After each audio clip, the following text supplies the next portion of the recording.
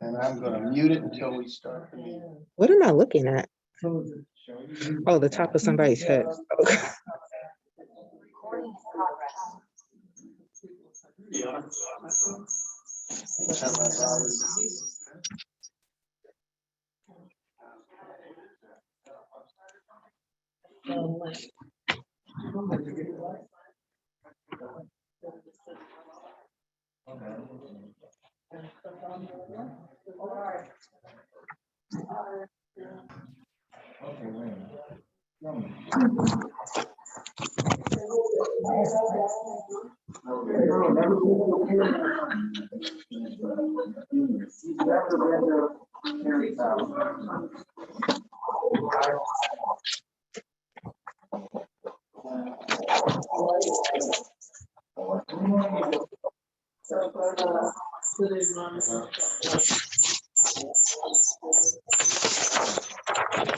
City of Normandy.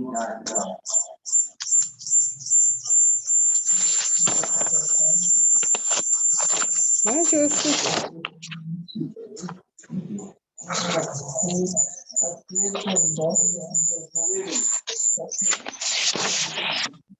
I believe you.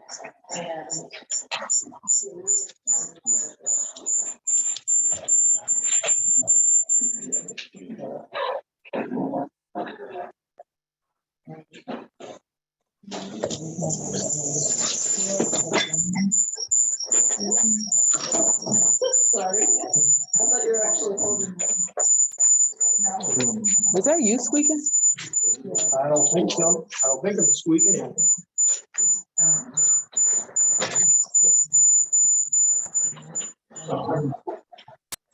Are you muted? I'm in. I'm muted. I'll confirm. I'm muted. Is it me?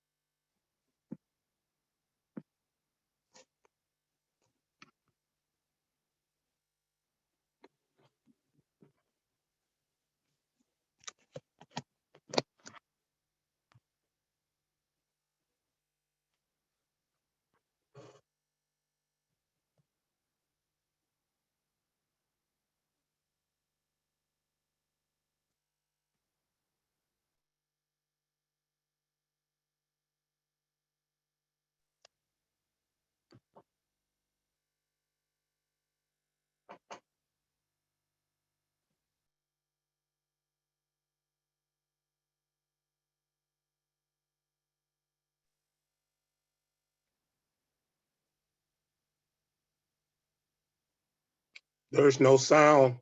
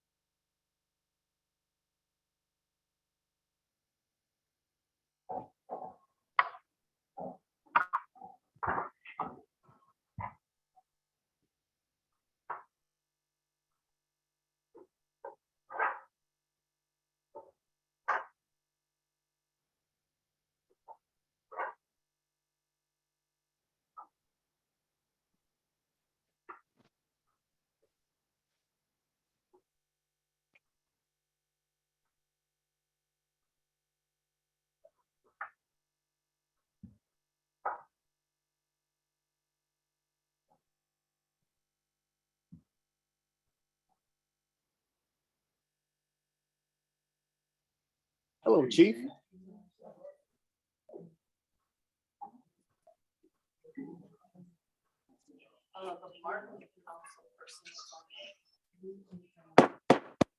Okay, let's call this meeting to order.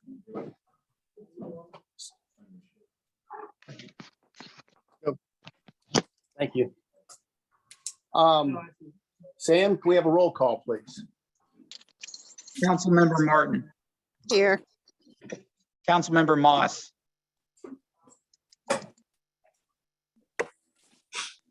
Councilmember Smith, Councilmember Evans, Present.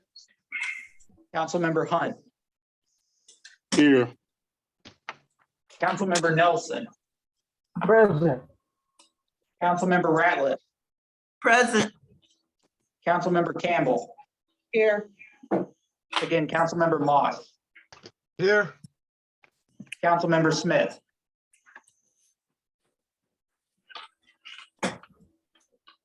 Having a quorum, we'll move forward. One absent. Councilmember Smith is not present. All right, let's start with Pledge of Allegiance.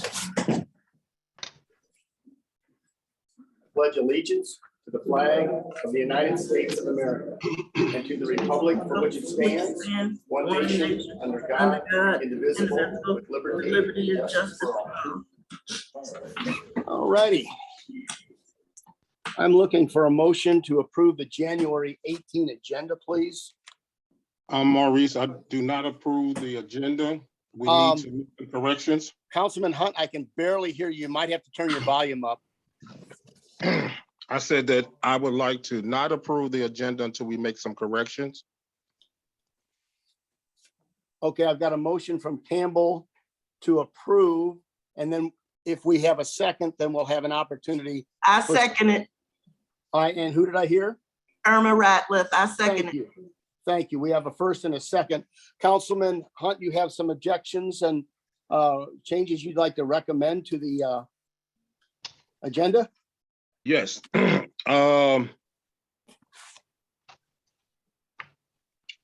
The August 10th, we can approve the August 10th. All the rest of the agenda, we need to go into a workshop to make corrections on each of the months that each myself and maybe other council members may have some issues. But the August 10th, I do believe that we can approve, and I do not see November and December. Did we approve November and December? We have not, Then why is November and December is not here? Anytime because that we we've have got a April council through meeting, October 5 that we still haven't approved. right, And but we, some of these have been, this is the fourth meeting they've been to for approval. I Now, understand that. all right, what we'll do is when we get to the consent agenda, you can make that motion. You can But I make would that like to, motion. I'm, And I would like to let's ask wait you till a we get to question. that portion. Let's wait But till we get I that. still would like to ask a question. The question is, we had a meeting last December, and why those minutes are not attached to this so we can approve? That's the reason why we're so far behind, because every meeting that we have once a month, we're supposed to approve the agenda in the meeting from past month. Right, and I don't think it's that unusual to have 60 days out. If I No. just can't That's see how- that. that- And that objection is noted, and I'll make sure that we have those for the next meeting. Can I ask a quick question? Go ahead. Has anybody submitted any changes to the agenda for the last couple months? Yes, I did Okay. last time. Yes, Okay, yeah, Councilwoman Ratliff called and made a recommended change, and we're gonna address that change when we get to that particular meeting. I think it was the October 5 meeting. five. Right, We're right. still looking at 8 months. So Right. Has anybody submitted any? But in the changes or updates? last week, has anybody? Right. No, I will comment with this, that I did ask for recommended changes to these minutes so that they could be addressed and prepared and ready for At tonight. this point, And it's I- too long. This is the problem that I'm having.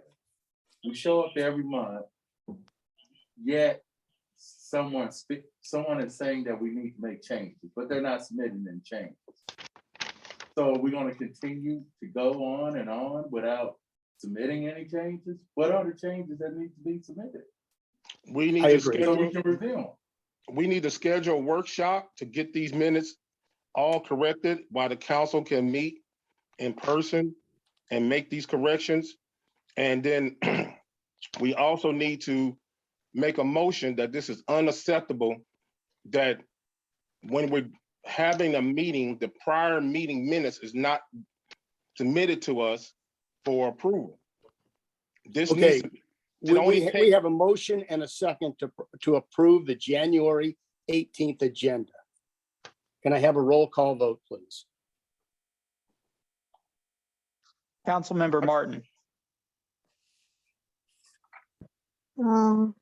Yes. I will add that approving. the but I agenda wasn't does not finished. I permit you wasn't to finished with my approve- corrections. You Yeah, cut me off excuse and me, I'm not excuse finished me. with my corrections. Mr. Hunt, please. But still, you, Excuse me, please. I'm going to explain. Approving the agenda does not commit any council person to approving any item on the agenda. It's just approving the agenda. If when we get to that section, you object to a particular item on the agenda, you can vote against it. So also, I want to move where the council officers report line 7 to be moved up to where the council can speak after we vote on the agenda before the business license. So it needs to be moved. well, you can make up that to- motion to amend the agenda to move item 7 to item 4, and then I'd be happy to take a vote on your motion. Okay, I'd like to make a motion to move item 7 in front of item 4.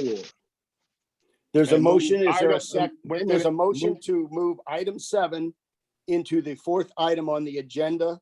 Do I have a second? I second it. And we have a second. Roll call vote, please. Councilwoman Martin, Yes. Councilman Moss, Yes. Councilperson Smith, Councilperson Evans, No. Councilperson Hunt, Yes, Councilperson Nelson, Yeah. Councilperson Ratliff, Yes. Councilperson Campbell. No. The ayes have it. Motion carries. I'll need a new motion to approve the January 18 agenda as amended. Do I have a motion? I'll make a motion. Motion by Evans. Do I have a second? I I'll second it. The Zoom is difficult. Please state your name. The second was made by? Was that, It was a second made by 2 people. Irma Ratliff was one. all And right, then I think I heard Martin. okay. Second by Ratliff. Roll call vote, please. Councilwoman Martin, Yes. Councilperson Moss, Yes. Councilperson Smith, Councilperson Evans, No. Councilperson Hunt, yes, Councilperson Nelson, Yeah. Councilperson Ratliff, Yes. Councilperson Campbell. The ayes have it. Motion carries. The January 18th agenda is approved as amended. So the next item on the agenda is report of officers. I've got several things. We're all aware of, and I want to thank the Normandy Police Department for their presence at Lee Beal's funeral. They were very grateful. Thank you. Unfortunately, after his passing, the Friday following, his wife also passed away. The family obviously is having a really tough time. There's some other items I want to report.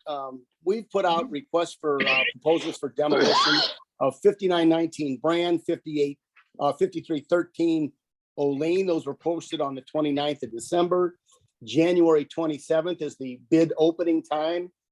To date, we have not received any bids for those demolitions, but I still expect them to come in. I think it takes some time to put those bids together, and we put people on a basically a 5-week schedule to make that happen. So I didn't anticipate them coming in early. We've also got the position for Public Works Director has been posted.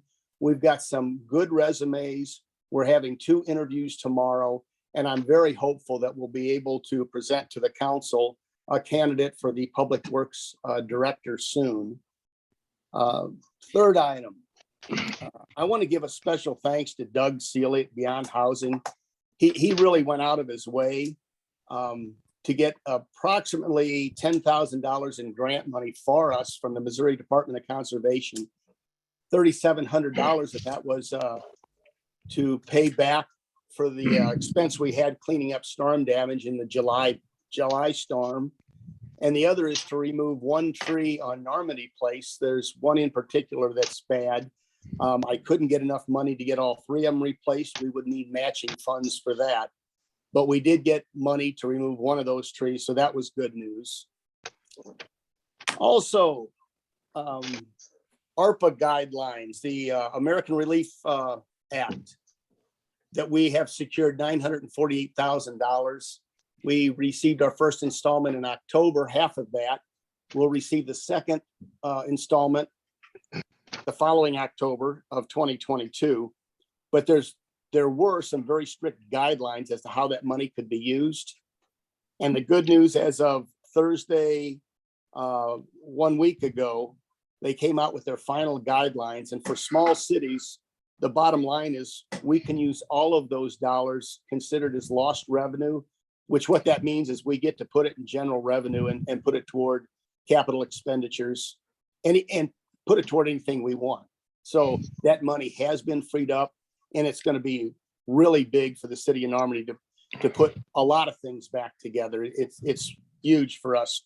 We were struggling as to how to spend that money without having to give it back in 2024. It had to be spent in 3 years, but the guidelines were so strict and contained provisions for services that small communities just don't provide. So they loosened up the restrictions, and the money is ours to spend as we see fit. We did have a leadership meeting this morning. Everybody is preparing their wish list, and not just for immediate needs, for a 5-year plan as to where we want to go with these dollars and the capital improvements that we so sorely need to invest in. So we'll be working on that, and obviously the council is going to be involved in that conversation. That's all I have. Is anything? Do I have anything from any of the council members, please? Yes, this is Council Member Maurice Hunt. I would like to have 2 conversations. One is on the disaster on last Tuesday's meeting and the constant complaints that I'm getting with the trash service in Ward 3. First comment is the technical difficulty that we was having on the last Tuesday meeting. A lot of council members was on. There was no reason for you to call that meeting. No one reached out to even find out was a council member having technical difficulties. There was a lot of upset council members that was trying to get in and was not granted access to get in. For several years, if a council member is late, we have took time out to call them to remind them that we having a council meeting. And some of those council members said, "Oh, I forgot, I'll be on in a few minutes." Or we hold on to at least 30 minutes, 20 minutes before we call it. That was an embarrassment for the mayor to call the meeting so early. He did not give ample time for the council to reach out to get on to the meeting, and constantly, the mayor has made unnecessary comments as the council do not want to meet with him. And several times the council has sent him emails stating that they have family emergencies, they have a death in their family, they're sick, We're having a meeting on election day, which we never had a meeting on election day, and told them in advance that we're not All going right, to make it. Maurice, you have to. Wait a keep it minute, brief. wait We a don't minute. have I have 15 the minutes for this floor. recording. I was quiet. I was listening to you. I did All not right, interrupt and you. I'm not gonna let you go on for, we got a lot of business. You've made your point. Well, Now, what was I'm- your second item? And the second Technical item is the difficulties. is the trash. A lot of council members was complaining in the past months how trash cans are being left out in the community. There's 30% more trash cans being left out through the whole entire city of Normandy. And when I drive down the street, it looks like an alley. It looks like an alley on Tuesdays, Wednesday, Thursday, because the trash cans are sitting out because they haven't been picked up. Then I'm getting constant complaints that the trash cans are being damaged. And the company is damaging the trash can, but they want the citizens to pay for it. This is ridiculous how our city looks when you drive down the city and you see 10 and 20 trash cans in neighborhoods that hasn't been picked up. We need to. I'll address both of those. I'll address both of those complaints. We need to go into closed session and have a conversation about the contracts of the city of Normandy. Also, we need to go in closed session because you was moving so fast to shut me off. At the end of this meeting, we need to go in closed sessions to talk about personnel and contracts. At the end of this meeting today. I'll be happy to do that. So at the end of this meeting, make that motion and I'll encourage that we go through with that. Concerning the complaint of last week's meeting being canceled, the meeting starts at 6:30. People should be here. Let me finish. The meeting, who's speaking, please? Listen, who's ever speaking is out of order. You're gonna have to mute yourself. I think they're just talking in the background. We just gotta, Okay. everyone. Yeah, somebody's got their mic on, so if they're having conversation in their living room, please mute yourself. If you're not talking, please mute your phone. The meeting started at 6:30. It's not okay to be late, but if you are, send an email. Hey, I'm gonna be late. Hang on for me, okay? I received no emails that anybody was gonna be absent or late. Meetings aren't set up that you have to be let in. When you log on, you're in. You don't have to be allowed in. It used to be set up that way. It's no longer set up that way. So if tech challenged Mayor Beckman can log in without difficulty, and there's a lot of other people that I know aren't tech savvy and don't have trouble getting into this meeting, I can't imagine that there were technical difficulties at this end. Now, I don't deny there may have been some technical difficulties, but it wasn't at this end. If somebody had trouble with their phone or for some other reason, but noted, I'll have Tom look into any potential problems. I'm not aware of any, but here we are. We've got a meeting. Let's move forward. I didn't cancel that meeting till well after 15 minutes had expired and 3 roll calls were taken. I also have a phone. No one called in and said, hey, I can't get in. I'm having trouble logging on. I got no emails, no phone calls, nothing. So after 15 minutes, I had no choice but to cancel the meeting. And the trash complaints I want to address also. Some of those obviously are legitimate. When I get those complaints, I've twice gone out. I did have a complaint from Councilman Nelson that they were not picking up in Ward 3 one day. And several people called. Okay, we got a problem. I took a drive through the entire Ward 3, checked every street, opened several trash cans on every street. And I will tell you, by 11:30 on that day that we were getting all those complaints, every trash can was emptied, every recycle can was emptied, yard waste was picked up. All that happened by before noon. So those complaints, I think, were obviously illegitimate. I think part of the problem is people see a trash truck go by and their trash is still there. Well, that trash truck may have picked up recycle and they're coming back at 2 hours later with the other truck to get their trash. So that's part of the confusion. There's an adjustment period. I had complaints again last week. I had 3 complaints of no trash pickup. I drove to every house, knocked on every door. 2 of those people answered, said, oh yeah, they've been here. They were very thankful, and I had no issues. So again, I had 3 complaints of no trash service. I drove to those 3 houses because obviously I'm concerned if we're not providing good service, let's see what the problem is. And on all 3 cases, the trash was picked up. I will tell you, there was one legitimate complaint. The gentleman had a handicap sticker on his door and was not getting service. I had our guys go over, empty his trash can and remove his trash. And that person is now on the valet service list. So his problem has been resolved. And he also was very grateful and thanked me for coming over and taking care of it. So there is Well, some. Mr. Beckman, well, Yeah, Mr. there is some Beckman, issues. how did Hang you, on. I'm still talking. how did There- you, Maurice, please, I how- did not interrupt you. oh, yes, you did. There are some adjustments that are being made and we're getting through it. And I think overall, this is going to be a huge success. Yes, you go ahead, Okay, Mr. Hunt. so you said that you received a small amount of complaints, and one of the biggest complaints that we're getting from our citizens is that no one's answering the phone at City Hall, and when people call your personal phone, you're not answering. I've got a cell phone now, a mayor's phone. I don't answer my personal phone all day. Okay, I understand that, but they call City Hall, and City Hall do not answer the phone. Sometimes people hit the wrong option, and I get the phone call while I'm at work, and they're constantly complaining because they're calling City Hall. I mean, are people answering the phone, or are people lollygagging around? What is the reason why no one's No, answering they're the phone? not lollygagging. We're working hard. And Brianna is our main operator and she works her tail off. So yeah, I mean that noted. There's an issue with not every phone call gets answered. Some of them go to voicemail. And I will tell you when mine come in, if I have somebody with me, if I'm in the middle of something, it's going to voicemail. I can't constantly interrupt what I'm doing to take phone calls, but I return them. So anybody else got a comment from their ward?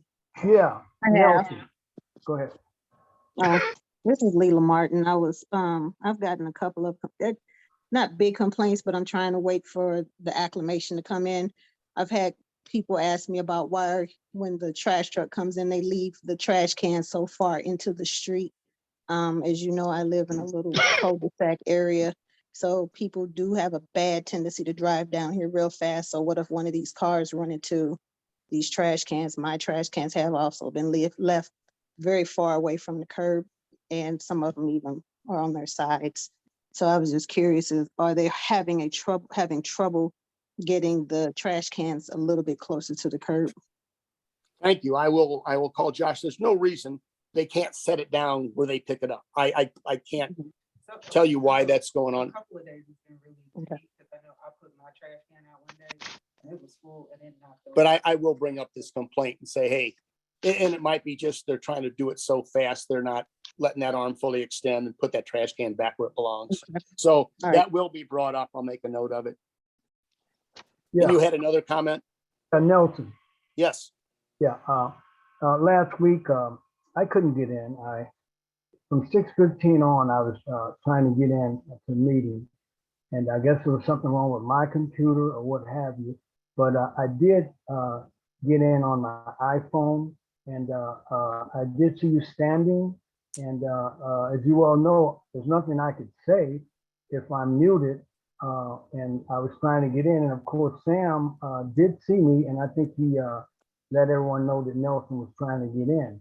So I do agree that if we're having this meeting and the meeting is that important, we need to take time to get everyone in there so they can get in and do their job, because we work for the citizens, and the citizens, only a few come comparable of the city, the numbers that we have. So I think that we need to, if the meetings are important, we need to kind of hold on and wait till everybody gets on board, because there are a lot of things happening. I would be there today, but I understand that's more COVID in City Hall, and I'm up in age and I'm not going to come. But I just wanted to say that another thing is about the trash. My top was on my trash was destroyed today. And of course, I called Josh and they got one out. Actually was destroyed yesterday, and they got one out for me, a newer one, but with no charge. But we have to understand that we do have a problem with the trash from day one. And my residents call me constantly, and they want to know why. We had residents on Nokomis didn't get trash picked up for 3 weeks, you know, and I've got pictures of trash cans on Bermuda, Nokomis, Rosedale, also Florissant. And we know, I mean, everybody knows that this is the problem that we're having. And I don't think it's going to cease. I just want to know where are we with our own trash pickups? Because I've got 30 people have called and said, what happened to our guys? You know, and I think we need to. I can't tell you that we got every call answered because the complaint was made that some of these calls aren't getting answered. But last week I only had 3 complaints of no pickup. And Well, like I said, I knocked on all 3 doors. And in fact, the trash service was picked up. They just came later than usual. Well, So Mayor, don't Mayor, necessarily- let me add this. There are people who told me that you come to their door and they don't come. They don't want to talk with you. They understand what's going on. And I've had several people say the mayor did come to my door, but I didn't want to speak to them. They're upset with what's going on in the city. And when people don't get their trash picked up, you know, and they're paying for it, and knowing that they're going to be paying astronomical amount of money with this new company, and we got trash trucks sitting over Public Works. We got $900,000 just dropped into our lap. We have money. We have money in our city, and in the next 3 years, we're going to be giving about $1 million away to a company that's not going to do anything but what they want to do. And they don't. Okay, I don't want to relitigate the trash collection service. If there's issues, they do need to be addressed. Yes. And if in a reasonable amount of time, citizens come to this podium How or long? call in with specific complaints, they'll be addressed.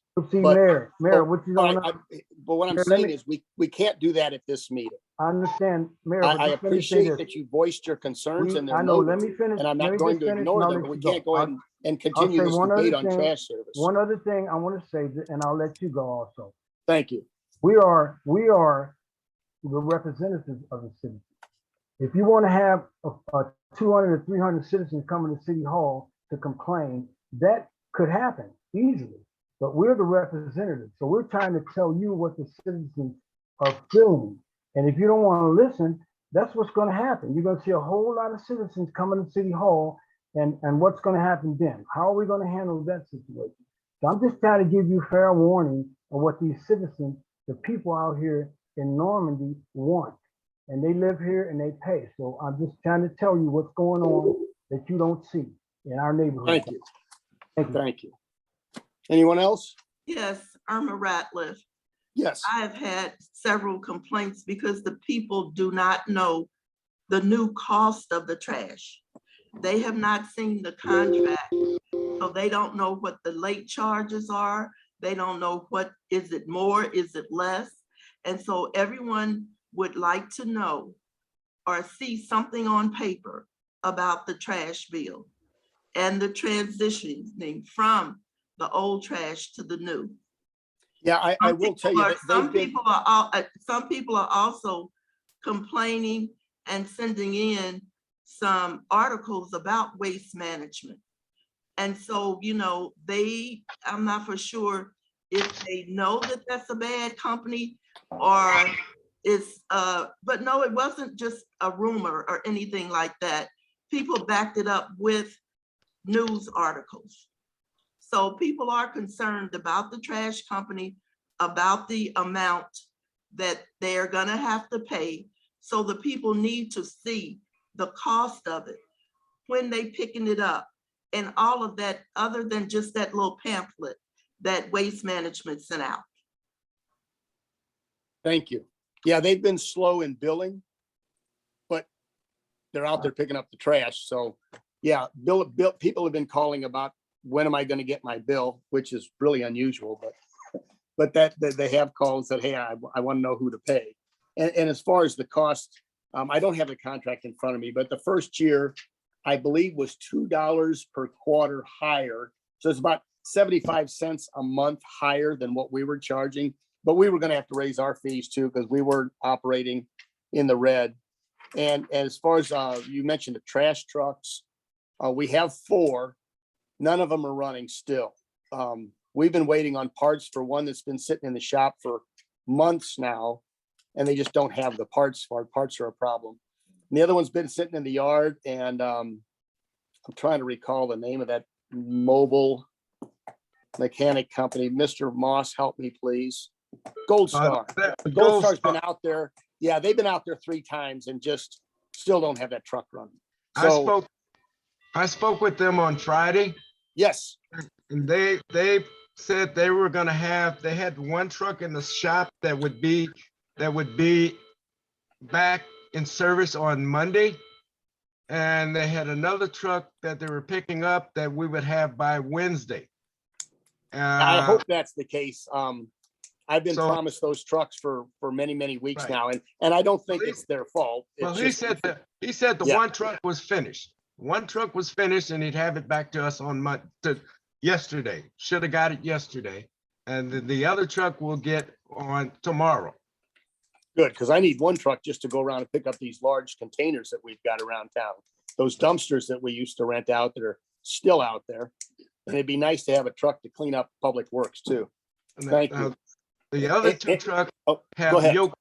the other 2 trucks have yoke problems. They need to have a yoke on it. Nobody's paying attention when they're driving that truck. If they hear the drive shafts kind of rattling. So from what they're telling me is a lot of it is our fault for not maintaining those trucks and not paying attention when something's going on with them.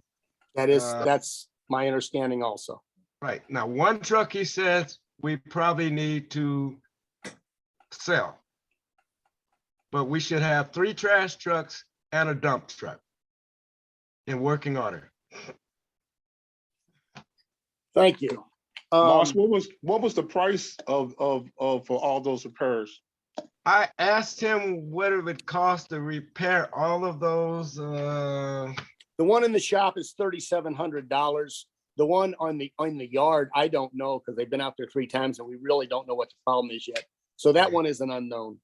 Okay, he gave me an estimate of about $8,000 for everything. Mr. Beckman, you said that our trash trucks needed over $10,000 to $15,000 worth of repairs. I don't recall saying that, but it wouldn't shock me if that's what we ran into. We've Well, already spent, well, listen, let's keep this to, yeah, they break down more than once a month. It's ridiculous. But it's only $7,000 to get all the trucks fixed, and all the trucks will be up and running Yeah, and then we do it again by next the end month. of this week. Okay, we're not gonna have this debate over trash service again. It's We've not had a it. We've debate. got a trash company. We Mr. can Moss put it was on the making a agenda report. if you choose to do so for another, or a workshop. We've got a lot of business to move But on. I mean, we can't keep going Mr. back to Moss the was same making old. a report. Mr. Moss was just making a A report. report and debating the trash service is 2 different things. Well, Report, you tell asked what's him- going on. You And if asked you got him complaints, last you month. make them, and you have. But we're not gonna debate trash service for an But hour did at this you- meeting. But did you ask Mr. Moss to go and ask Gold Star of the status of the vehicles? And that's what Mr. Moss has done, and he's reporting it back to you. I can't Yeah, help- I have I that can't report. help I've that you also don't been in like what contact with Gold he Star. found. I can't help that you don't like what he found, because it's totally different than I'm what you aware found. of what he found, Mr. Hunt. I've talked to him. Oh, Okay. wait. So I thank you for the help. I appreciate it, but I don't know what we do with that information. So, anybody else? From Sanders. Campbell? What is funny? Just so everyone in the community is aware, there are free COVID tests that you can order. You get 4 per household. If you go to covidtest.gov, you can put in your information. There's no fee. It's through the United States Postal Service, and they send it right to your house. You get a confirmation and everything. So it's COVIDTESTS.gov, and the test should come between 7 and 12 days. As far as the trash, since everyone is debating this, in the December meeting, in Exhibit A, on year one, the monthly rates were listed. It said it had a breakdown, and I believe it came out to be like $65 or something like per house. And 65 is what we're charging Yeah, now. it was about $65 per house. So as a council, we went through those numbers. Everyone had it in the packet. The community had it and everything. If you haven't gotten a bill, I know that they said that the bills will come out in the middle of January. So we should probably start looking for that now. The other thing is you will not be charged an extra fee for valet service. And also, it's just important to know, because I've had people call me about trash service too, and I stayed at home on Mondays to check. The first truck that comes out is the recycling truck. The second truck that comes out is the leaf truck. So the big green truck is not the trash truck. I made the same mistake and I walked up to the guy and I asked him, "Are you the trash?" And he said, "No, I'm the leaf truck." And then the third truck that comes out is the actual trash truck. And on my street, it starts between 6 a.m. and I think they're done by 1 p.m. And that's in the morning. So just because you see a big green truck doesn't mean it's the trash truck. Just so everybody knows. Thank you. And excuse me, Irma Ratliff, Councilman Irma Ratliff, some of the people wanted to see something from the mayor. They didn't care what I said about the bill for the trash truck. They wanted something official other than a brochure from Waste Management. And also I have a suggestion. Yes. With COVID running so rampant up at City Hall, I have a suggestion that if they're council members only, where we could social distance, where people could wear their masks, coming up in City Hall would be fine. And let the residents or anyone from the public, they could Zoom in. But if you want to keep your council members safe, you don't have plexiglass on up by our seats or anything. And if you have over 40 people in City Hall, the health department told me that's a super duper spreader. Now, some of the council people in different municipalities are doing something different to keep their council members safe. And, and like I said, all of the COVID that's been up in that office for quite some time, the office just opened back up earlier this month. And, some people might not be concerned about COVID, but if you know someone that has had it, it's nothing to play with. And if you want to keep your council people safe, changes need to be made. But the space is too small for any 40 people to be up there. And if you get COVID tests, you need to test everyone in the office. Stop worrying about me being tested. Let's get the people in the office tested who's up in there 24/7 or doing their work shift. So yeah, I know about the COVID testing, and I would be testing myself before I came up in City Hall. But also the workers need tests also. So let's make sure that the workers in the office is tested. Thank you. And I will tell you, everyone in the office has already had the COVID. I can't speak for the police department. They still are going through it, but the office staff to a person has all been through it in the last 3 weeks. When was the last time that the courtroom where you at right now, when the last time it's been sanitized and clean? We Because sanitize this by ourselves a lot. Everybody's been in the practice of wiping down surfaces. And I will tell you, to get a company in here to do the same thing that we do with sanitary wipes is really, really expensive. We've been through it twice. And I can't recite to you what the bill was, but it was significant. And we can take the same precautions with Lysol wipes and walls wiping and the doorknobs. I will tell you, this court staff has been very diligent about wiping surfaces. So the walls of the courtroom and the carpet's been clean.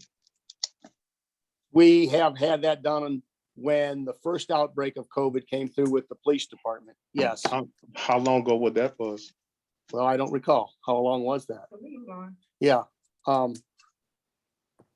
Don't you think So it's if time there's to have it done if again? there's recommendations for COVID remediation, let's take that up under new business. And then you can bring your recommendations up there and the council can consider them. Any other reports about issues that concern your ward? Police Chief Hall, please. What only issue that I had is. Oh, go ahead, Councilman. The only issue I had is people are complaining about people leaving the trash. The trash cans being left out. Yeah, and that's a code compliance issue. Yeah. And it's a big problem. Yeah. Yeah, that was mentioned before. Thank you. Chief? All right. Good evening, everyone. Nice to see you. I'll be brief to my part here. We, in the month of December, we're a little late, obviously. We had our meeting pushed back a couple weeks. In the month of December, we were very busy. We handled 514 calls for service in Normandy alone. Our officers generated, we wrote 53 police reports, and we put out or issued 34 citations, traffic citations, mixed in with a couple of summonses for ordinance violations. The guys, if the mayor alluded to it, we are going through another little situation because, you know, in our profession, we have to go and we have to be around people. We have to go, you know, put hands on. And when we make arrests, you know, there are people out there that are not being cautious. So we've had, as of this evening now, 7 of my officers have contracted the new Omicron variant of the coronavirus. Thankfully, we're in a better position because the quarantine time is only 5 days. So we haven't had, I think at one time, we've only had 4 officers, that was our max. We have 4 officers out at one time, but not for a full 5 days. So we're working through it. We're staying diligent. We're keeping everything clean, sanitizing. We're trying to do as good a job as the court staff is doing there. They are on it in here. Like we had court today. Afterwards, they came out and did some spraying and some cleaning and some wiping down. I sprayed before you guys got here because this is a dual purpose area. We have to be extra cautious here, but in the office, Commander Michelle makes sure that we have our masks on at all time. We keep staying in our offices as best we can. And right now we're making some adjustments on the police officer side. We try to, once that variant hit them, the mayor and I made the decision to tell them, you know, you stay on your side of the building and let the office stay on our side. And we're trying not to intermingle because we had some issues. So we're working through that. That's all I have for the report, but I do want to say this. I want to address the council. From me, from Lieutenant George, all the way down to every officer I have, we just want to express our thanks and our appreciation for you making the adjustments to the budget and getting those officers that raise. I mean, that really made a big deal. Those guys, they work hard, as you can see, 514 calls in just December. And these guys don't stop. They get hit with the COVID. The guys are calling off sick and the other guys pick up the slack. But you raised their spirits tremendously by passing that ordinance and getting them that money. On top of that, we have right now, we have 7 people in the process as for candidates to become police officers. We got people coming in, the word of mouth is getting around. We are now up with everybody in the area, and we've surpassed several of them just with this. And the mayor did, I want to thank him, Sam, they did a great job, and we pushed this forward, got it together, but you guys made the decision. And I want to tell you that I'm really appreciative. All right. That's all I have. Unless you guys have any questions. Yes, sir. I want to thank you for the situation over on Orleans that's been taken care of. Okay. So I really appreciate that. No problem. One thing I want to bring up, the speed bump. Mhm. Did you have a chance to? So they never went through Cool Valley, having a few issues. So I got the information what they got a partial grant that we're not gonna be eligible for. So the price that they have, we're not gonna get. And they still haven't moved forward with them yet. They haven't signed that. They're having a few issues over there. But what they were doing, I think it was gonna end up being $315 per setup. And then they're able to be, and that's with the install, and then you can remove them so that the plows can come through and then put them back. I think at least double that price. But I don't have any exact numbers because, you know, the only thing I heard was the 315 with the setup. And like I said, they're not moving forward right now. All right, thank you. You're welcome, sir. Alan, are you available for an IT update? I am. Go ahead, please.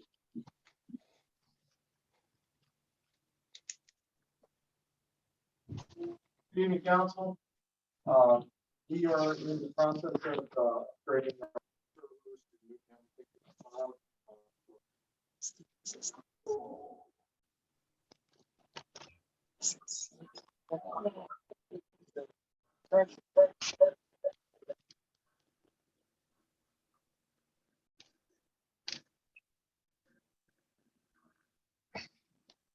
We're not hearing anything that he's saying.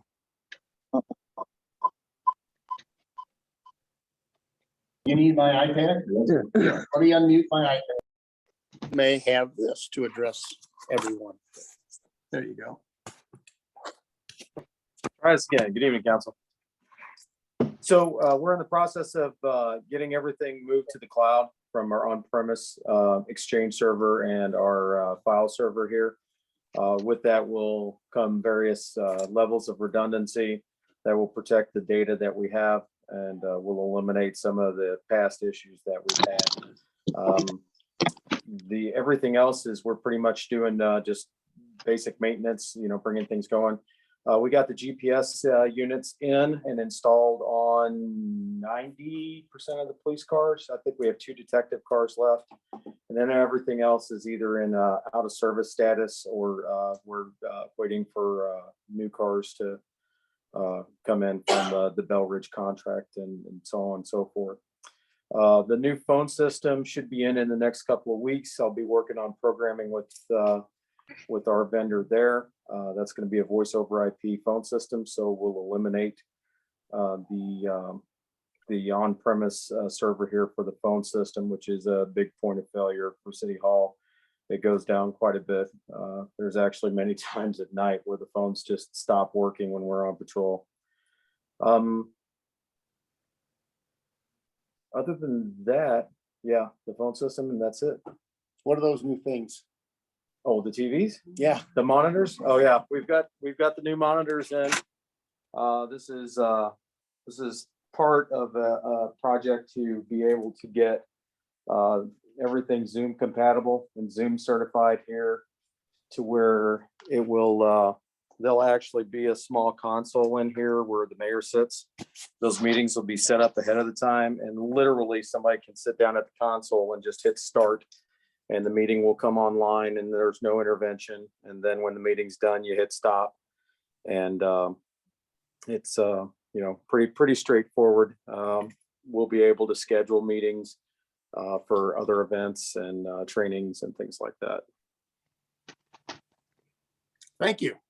I have a question. Leland Oh, Martin. let me turn up the volume because he won't be able to hear you. Let me, Okay. hang on. Question? Yes, ma'am. Hi, how are you this evening? I'm doing good. Good. I was concerned with my email still because I know I believe last we spoke, I was supposed to be getting my emails past 30 days. They're still disappearing after 30 days. So I don't see anything past December, I guess, 18th at this point. Everything is supposed to be, I did some research on that, and everything is supposed to be on litigation hold. I'm working with Regis because they're the prior administrators to that program. I took off the 30-day basic hold or the one that comes as default. So nothing else should have been disappearing. Where is it disappearing? Well, I tell you what, Inbox. Yeah, this is one of those things where we probably want to chase this down after the meeting instead of Okay. during the council meeting. So Okay. just let me know when we can get together and I'll take a closer Sure. look at it. You can call me whenever at your convenience. Okay, sounds good. All right, thank you. All This is righty. council, this is council member Maurice Hunt. Yeah. Okay, I got two questions for you. You was talking about GPSs. What's going on with the status of the GPSs on every vehicle in Public Works?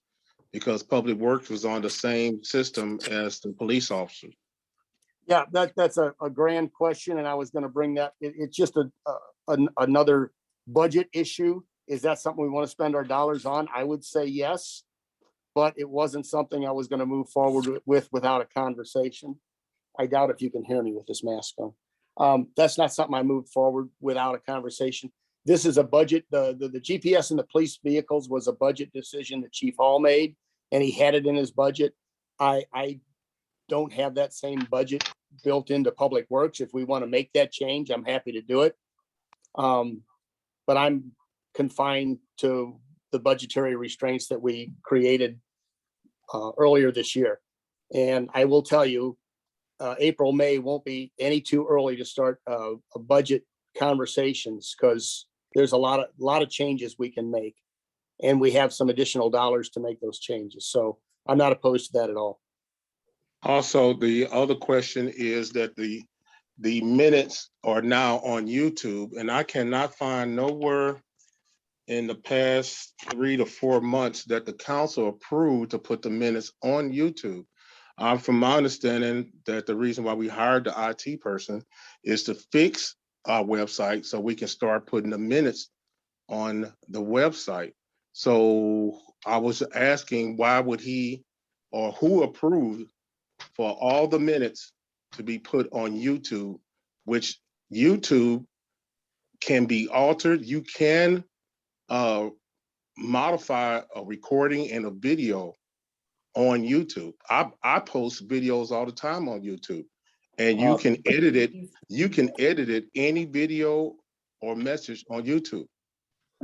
Councilman Hunt, so you can modify your own videos, but those are there's limited access to the YouTube. You just can't grab it and change it and put it back up onto the YouTube site. The reason why we're putting them on YouTube is because it costs extra money to have storage and put them on our website in the current configuration that it's in. This also was the fastest way to get the videos up so the council would have access to them. Now, these aren't the meeting minutes by any means. These are actual just recordings of the council meeting.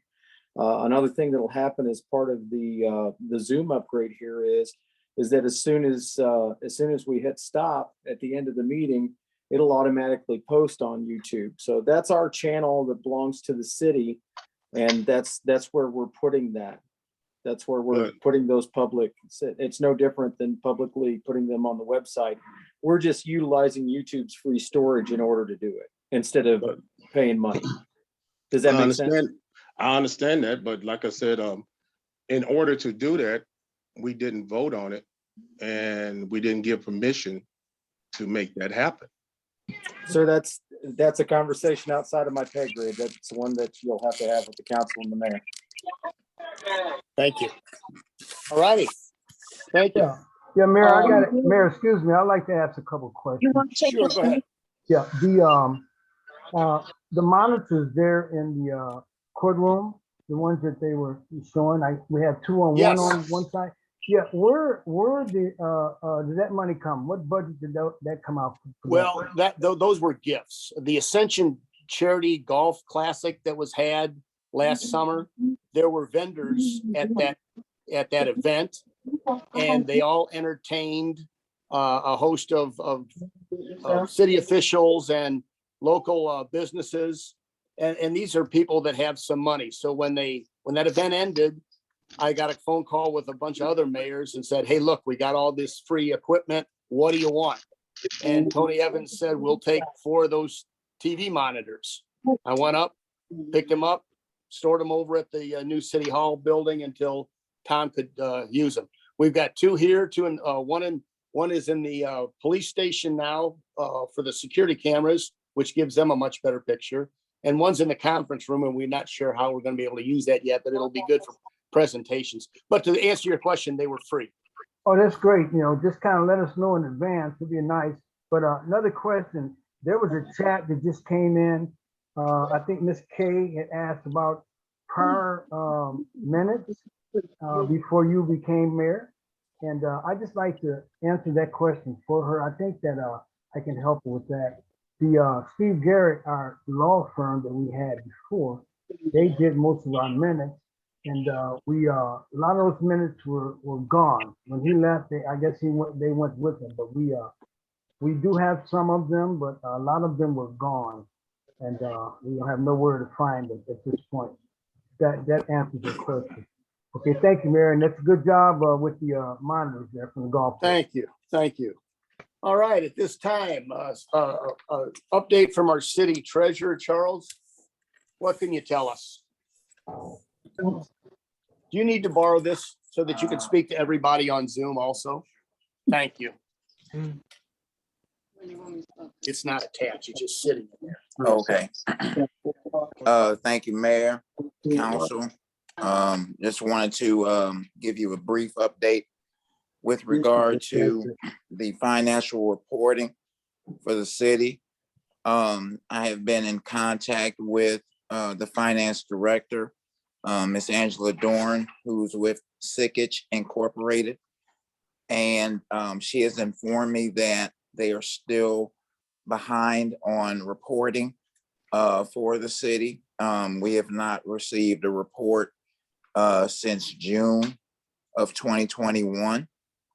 I have followed with her on a monthly basis to attempt to get some information, and she said she would follow up with me. I do stand at the ready at the mayor and council's request to attempt to go into the system and be able to produce some type of tentative report based on what we presently have, if they would like to have me do that.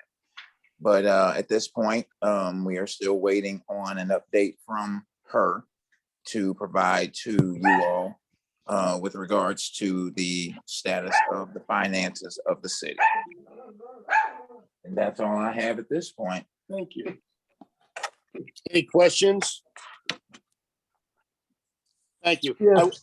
Go ahead. Go ahead. Yes, one Councilwoman other. Campbell. I can address that. There's been a lot of staffing turnover, and there's, well, that the problem should probably not be addressed in an open session. Do we have a workshop about it? We can. We can. I will tell you, Angela won't give a report until it's right. She's very particular, very diligent, and she's working really hard to balance everything. Okay, Thank you. Mayor Beckman, Yes. one other question. Is Angela Dorn still in charge of getting that audit? Because, you know. it seems No, like- that's on the agenda. We'll talk about getting an audit done. Okay. Yeah, okay, that's thanks. definitely something we need to move forward with. All right, Charles, thank you. Thank you. Okay, moving on. Citizen comments. Anybody? State your name, your address, and we'd love to hear from you. Thank you. We will. Kevin Jackson, 7637 Bermuda Court. I just wanted to say, council person that wasn't at the meeting last week, I heard some excuses, they might have valid.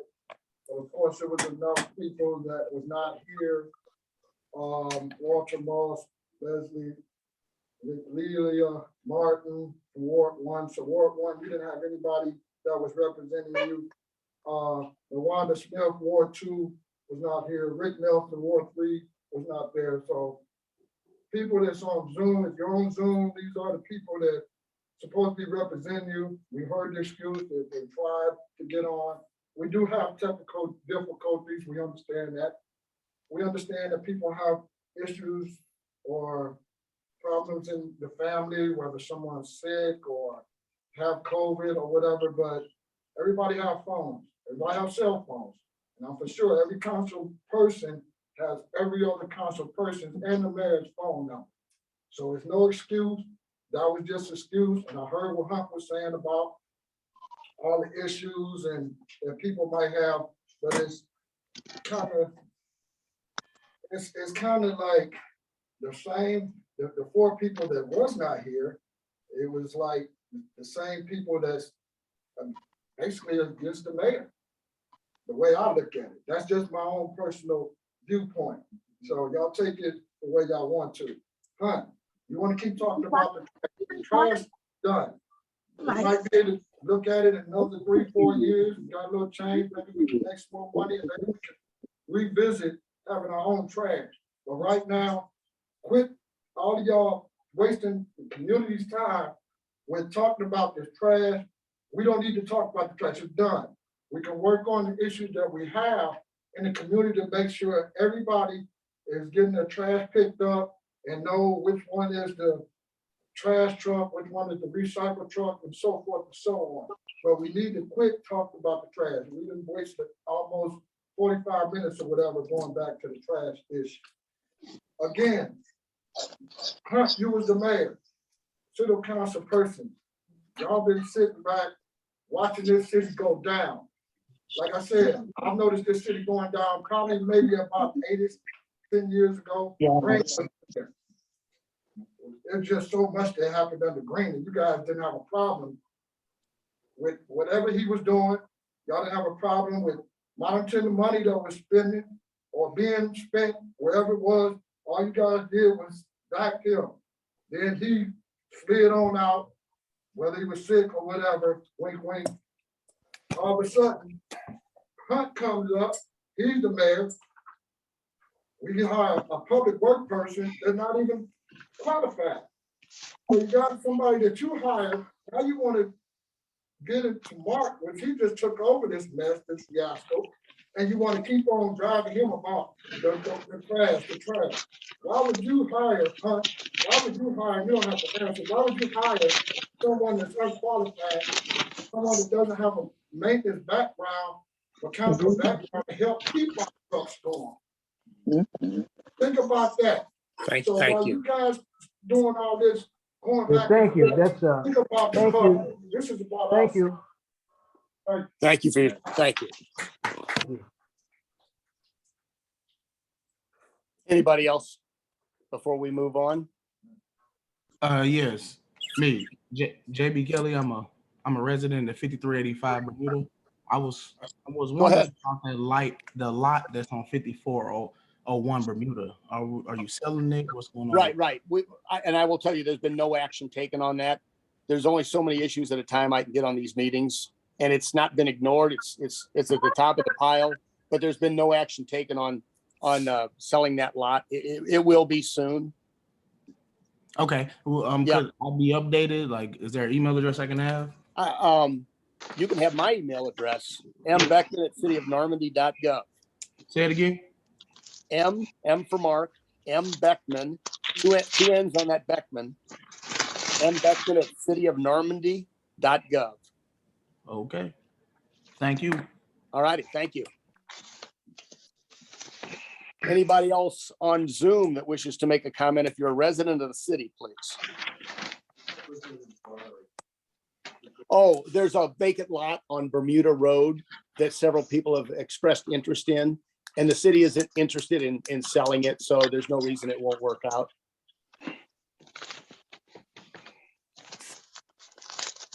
All right. Not hearing any, we're going to move on to consent agenda A.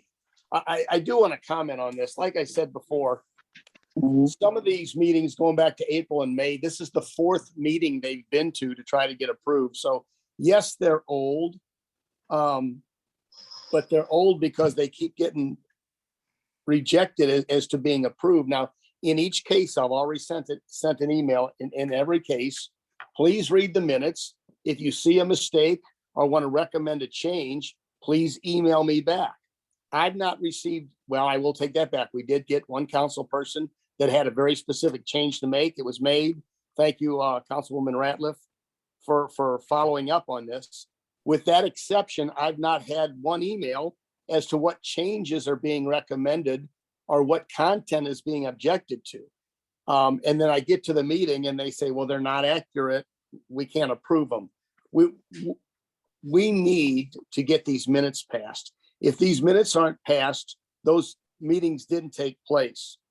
The business that was attended to at those meetings, which is motions and any ordinance passed, we have to pass the minutes to legitimize those. Like I say, if in this consent agenda 8, does anybody have any specific objections to any language that's in there, or specific objection to the vote count or anything of substance that's in these minutes? If not, I really would appreciate that we move forward and pass this consent agenda. If there's a specific meeting that you want to pull off the consent agenda and address it separately, we can do that too. There was, Ms. Ratliff asked that item J, the October 5, 2020 minutes be removed from the consent agenda, which I will do right now, and we'll deal with that one separately. With that exception, A through I, meetings April through September, that there's been months and months and months with the opportunity to present to me and to Sam any objections, any recommend changes, and I've heard none. So I would really appreciate if we could get these passed and not have to address this same issue at another meeting. I'm looking for a motion to pass consent to end agenda A as amended. And the amendment is that we have removed item J. Where are you today? The October 5 meeting. And we approved August 10th, right? August 10th. I don't believe I thought we made a motion to approve item E, the August 10th motion, and go into a right, there workshop. was no vote taken on that one. So we'll just leave that in. So going into a workshop. Okay, you've recommended that, but I don't think a workshop is necessary. Read the minutes. If you have an objection, email me. We don't need to go into a workshop and everybody sit there together and read these minutes. If you have an objection to any particular minutes or the content or the vote count, or send me an email. I mean, there's been months and months and months for you've had this opportunity to say, hey, I think this is wrong. This is a mistake. Can you change this? I've heard nothing. And then I get to another meeting and you're objecting to the minutes. So either give me something concrete that you're objecting to, or let's pass the minutes and move forward, because I don't want these on another agenda. They're consuming our meetings. It won't be on another agenda if you work with the council and have a workshop. I don't believe you speak for the entire council. I think no, I do not. I do not speak for the whole council. But you know what? Okay. You can go to a vote and then we'll see how that I'd like to do that. And again, if there's any meeting that you'd like to pull from the consent agenda that would keep you from approving these minutes, please tell me and I'll take them off right now. I just like to say something before we go to a vote. I have like. Okay. I'll be. Go ahead. Am I muted or you muted? Go ahead.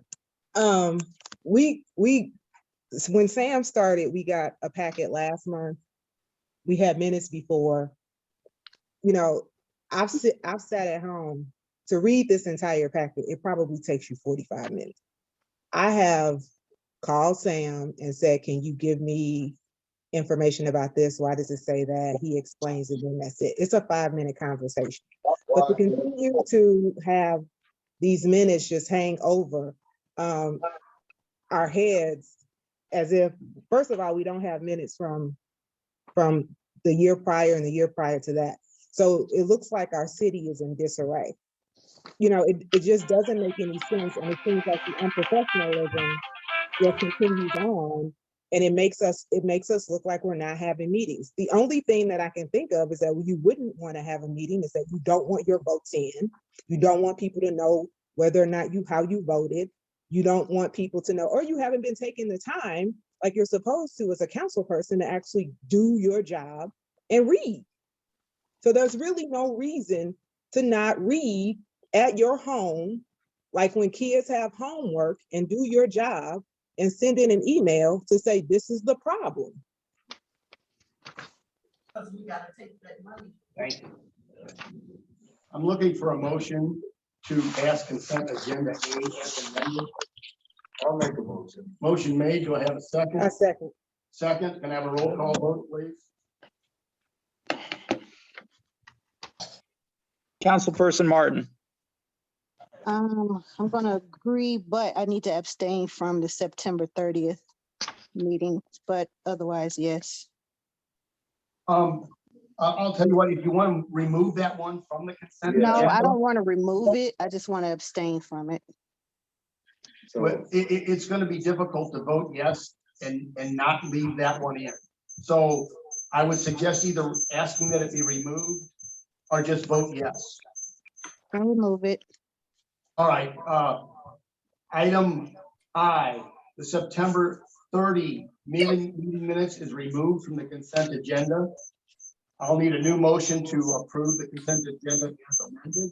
I'll make a motion. Motion made. Do I have a second? Second. Second. Sorry.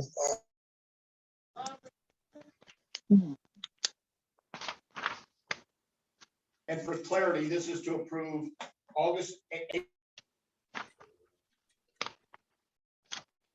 Councilperson Martin, Yes. Councilperson Moss, Yes. Councilperson Smith, Councilperson Evans, Councilperson Hunt, Or Yes. you might be muted. Yes. Councilperson Nelson. Is this August 10th? This is all the meetings between April 28th and September 13th. All of the meetings, okay, from A to H, is that what you're saying? Items A through H. Yes, yes. I thought Councilperson we took out E, I, and J, did we not? I and J have been removed. And there was no suggestion that there was a problem with E. We're going to approve that one with the rest. Yes. Councilperson Ratliff, Yes. Councilperson Campbell, The ayes have it, motion passes. Councilwoman Martin, September 30, was there a particular objection or change you wanted to make to the September 30 minutes? Oh, I'm muted. Okay, I'm sorry, I was muted for the roll call. The ayes have it, motion I wanted passes. to And I abstain. That's wanted to why I ask wasn't, I'm sorry. Councilwoman Martin, if on the September 30 meeting, if there's change that you would recommend making that would allow you to vote yes to approve those minutes? I need to look at it again. That's why I wanted to abstain, so I wouldn't hold it up. Okay, and Can we table it to the next we can meeting? put item I and J on the next meeting. There you And go. if there's specific concerns, I'll tell you what, I know what the problem is on J. We can vote for that one right now. Right, I have one correction that needs to be correct. Excuse me, that needs to be corrected, and it could be corrected tonight, and then we could vote on it. Sam could correct it.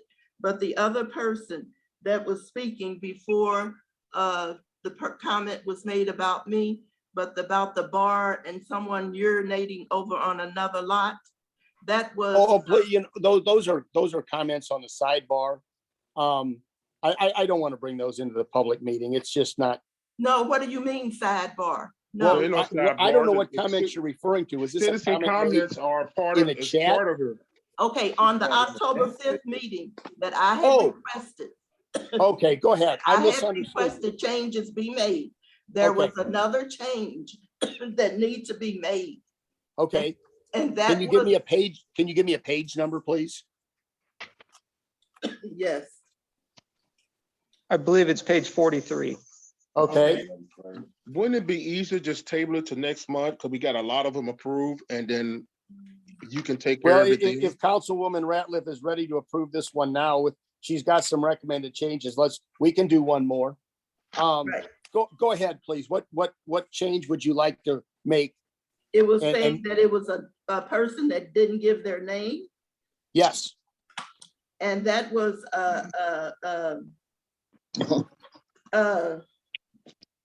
let's see, that was, Terry Gannon. yes, Terry Gannon. okay. So there's a change being recommended to the October 5 meeting minutes that unknown citizen name and address not given be replaced with the name Terry Gannon.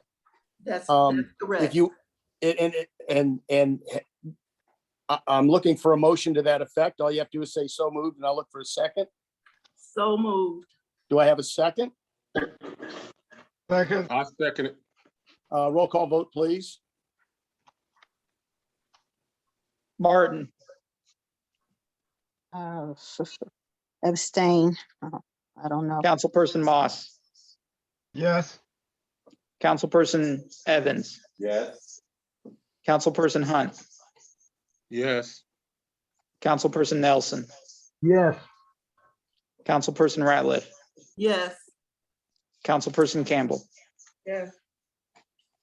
The ayes have it, motion carries. The October 5, 2021 minutes will reflect that Terry Gannon questioned how approving bills would work. Are there any other changes in those meeting minutes that you would recommend? Any changes? If not, I'll look for a motion to approve the October 5, 2021 council meeting minutes as amended. Do I have a motion? I'll make a motion. Motion made. Do I have a second? I second it.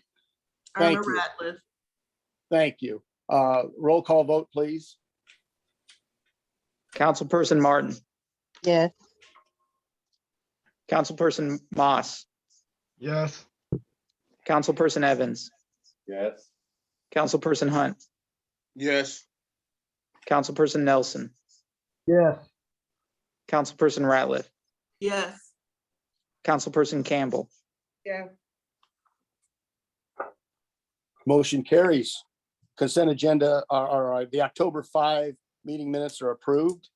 Moving on to the consent agenda B, these liquor license renewals. Mayor, Yes, did you not want to vote on the September 30th meeting? we can. I was going to respect the fact that there was a change being requested. I don't object those to going to the next meeting. I'm comfortable with that. September 30th. The September 30 is the only one not approved, and one of the council persons Yeah, she had wanted to an objection, but she wanted to review it. clarify Yeah. with her own review of this. So we'll leave that one for the next meeting. Thank you. Consent agenda B, liquor license renewals. None of these are new applicants. These are all businesses that currently have a liquor license in the city of Normandy. In addition, they're not changing there's different types and different levels of liquor sales. Okay. None of these are being changed. They're not trying to slip one through. I want to confirm that there's no changes on the type of liquor license that they're requiring or asking for. No, they are all the same from previous years. Okay, okay, so Crazy Deals is still just selling, BP because BP, Crazy Deals, they have a partial liquor license. right, exactly. Is that the same? From my understanding, both BP and Crazy Deals have a license to sell packaged liquor Yeah, on all days and Sunday. no alcohol. No alcohol by the drink, just Okay. packaged. Okay.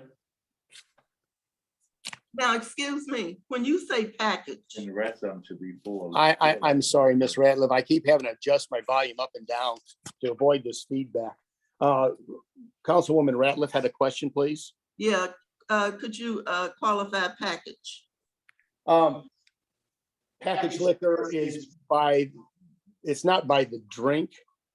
Can you, Sam, help? So the exact definition is set by the city code, which you can look up on our website. But essentially, it's talking about 6 packs, 12 packs of, Bud Light, sealed, bottled vodka, wine, just not anything that's poured into a glass or meant to be served and drank in the same location, essentially. Okay, well, maybe so, because I have been absent from the council for quite a while. So I didn't know they were selling vodka or hard liquor like that. So if that's what they've been doing and it's been voted on before, I wasn't part of that. So thanks for clarifying it. Thank you. I'm looking for a motion to pass consent agenda B, please. Mayor Beckman, Yes. can I ask you a question first? Sure. The crazy deals, I've had, spoke to the owner and the manager, of course, several times about the bottles and, well, the cans and the trash on the Lucas Hunt side as well as the back. So they had a guy, working and taking care of it, but they're not doing it consistently.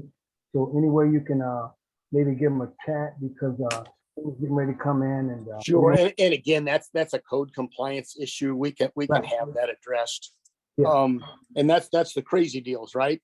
Yeah, the crazy. They're deals. leaving trash. Yeah, well, we got the we've got the Board of Education right behind them in the bank.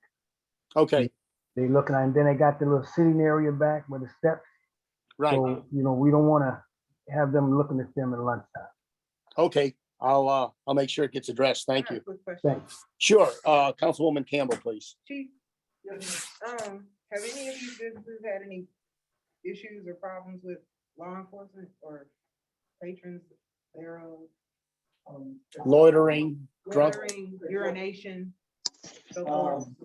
None from any of them, actually. Crazy Deals has had a couple issues that were not related to them. But nothing of that sort, where that loitering where someone's out there begging or urinating in public, none of that. Thank you. Well, Anyone else? Typically, there would be a motion and then a second, then we'd have the discussion, because lacking a second, it would be moot to have the discussion.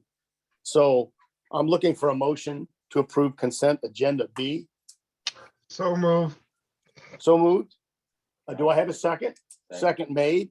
And roll call votes aren't always necessary, but I do this because of Zoom, because if I just have a voice vote, we can't tell who says what on a Zoom. It's just more difficult. So roll call vote, please. Councilmember Martin, Yes. Councilmember Moss, Yes. Councilmember Evans, Yes. Councilmember Hunt, Yes. Councilmember Nelson, Yes. Councilmember Ratliff. Councilmember Ratliff, are you muted? Sorry, yes, sorry. Okay. Councilmember Campbell, Yes. Ayes have it, motion carries.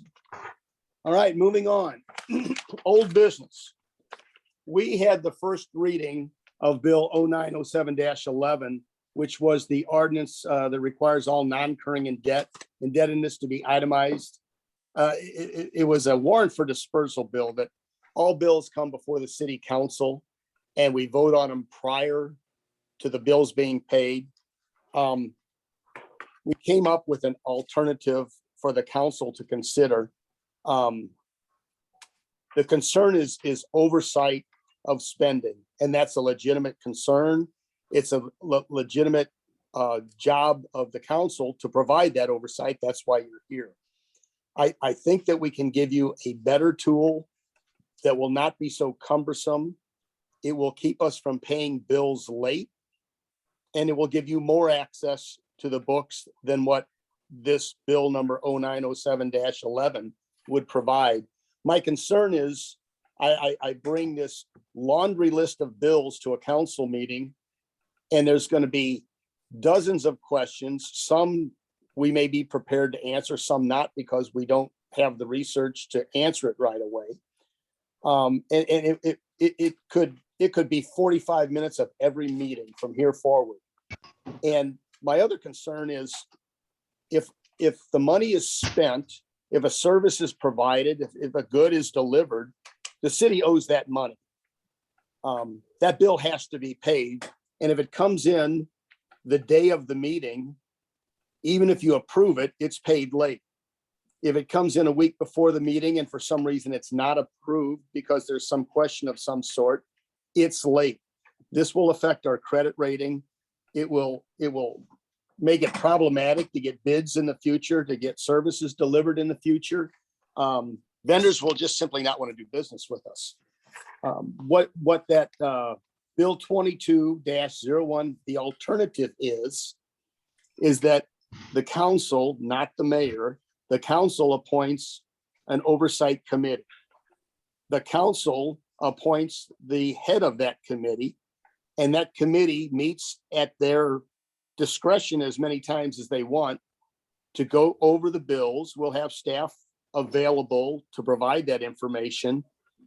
And it's a much better oversight tool. If there's a specific complaint or concern, it can be addressed before the meeting and potentially save a lot of time at the meeting, and then the bill's paid and not late.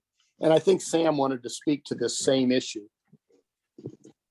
Right, and I would like to represent the staff and sort of let the council know our concerns with Bill 090711. So, and like the mayor said, the council is trying to address a legitimate concern. It's the council's right and duty to provide careful oversight of how the city spends its money, and that the administration is, acting in the best interest of the people of Normandy. It's undeniable that the council has every right to exercise such power. And while that's great, from a staff perspective, we do think the warrant for dispersal is not a good tool for addressing the problem. And this is for two reasons, essentially. One, the bill opens the city up to liability of not paying its bills on time. And this is what the mayor just hit on. Sort of the way the bill's set up, it's like if you go to the grocery store, you walk in, you walk to the back, you get a gallon of milk, and you go up to the checkout aisle and you tell the cashier, I'm going to take this milk home and I'm going to ask my wife if I can pay for it. And then would that cashier let you walk out of there with that gallon of milk? So, and then if your wife says yes, then you can go back to the store and pay for it. That's sort of how this bill is set up. If the city needed something, we would buy it, it would be delivered, and then we would have the good, and then we'd have to go to the council and get the approval to pay the bill for it. A lot of vendors might have hesitation with something like this. It would basically put the administration in a position where we'd have to get pre-approval, very specific pre-approval for everything. And then if there was ever an issue where there wasn't a quorum at a meeting, then, we pay bills twice a month, but we only have council meetings monthly. So we could run into a lot of late bill problems with that. And then there's the issue of the amount of labor that will go into preparing this bills list. A lot of the villages that have warrant for dispersals are like Village of Pasadena Park. Let's say, their bills are very small. City of Normandy is quite larger than those cities. We also contract services out. So, our purchasing is even larger than our city looks. So the amount of labor that would go into preparing a bills list is significant. And then it would also be very cumbersome at council meetings, and we'd spend a lot of time talking about it. So I would like I would please ask that the council consider 2201. It would allow the council to address the problem of spending oversight, which is a very serious issue and one that's completely legitimate. The committee could meet, ask us any questions. It would be much more of a workshop type meeting, and the staff could be as involved as the committee wishes. And then the committee could bring a report to the regular council meetings on its findings. So that's the position of staff, but whatever the council decides, we'd be happy to implement. Thank you. Sam, Thank you, Sam. this is Maurice Hunt. You mentioned oversight committee. Yes. Do we have a number of people that's It was designated at 3 in the ordinance. 3 people, 3-person oversight committee. And the council votes on that committee. The council will determine who sits on that committee. And then that committee will determine who the committee chair is. And I'll have no part in it. Yeah. This is So- Councilmember Maurice Hunt. And again, oh, thank you. Okay. Were my comments heard? I keep okay. having to adjust my volume. Yeah, we heard you, Mayor. Okay, thank you. So what I'm asking is that Bill 22-01 replace the Bill 090711, which was the warrant for dispersal. So when that bill comes up for a vote, I'm hoping there's no, if you're in agreement with what you've read and what you've heard, I'm hoping that when that bill comes up for a second reading, there's no motion, no second, and it's voted down, and that the council will consider the Bill 2201 in its place. So with that said, go ahead. Probably need to explain the committee members, oversight committee. Yes. Members, because I don't think they heard. Oh.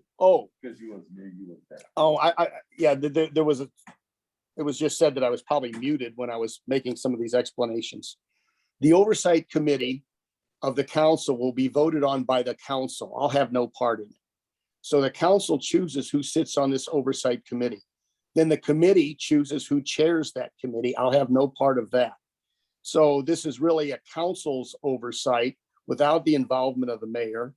And that gives you the freedom to appoint who you want and look at what you want and give you the tool you need that you're asking for to provide good oversight. And it's really, quite frankly, it's going to be a better tool for you to have for oversight.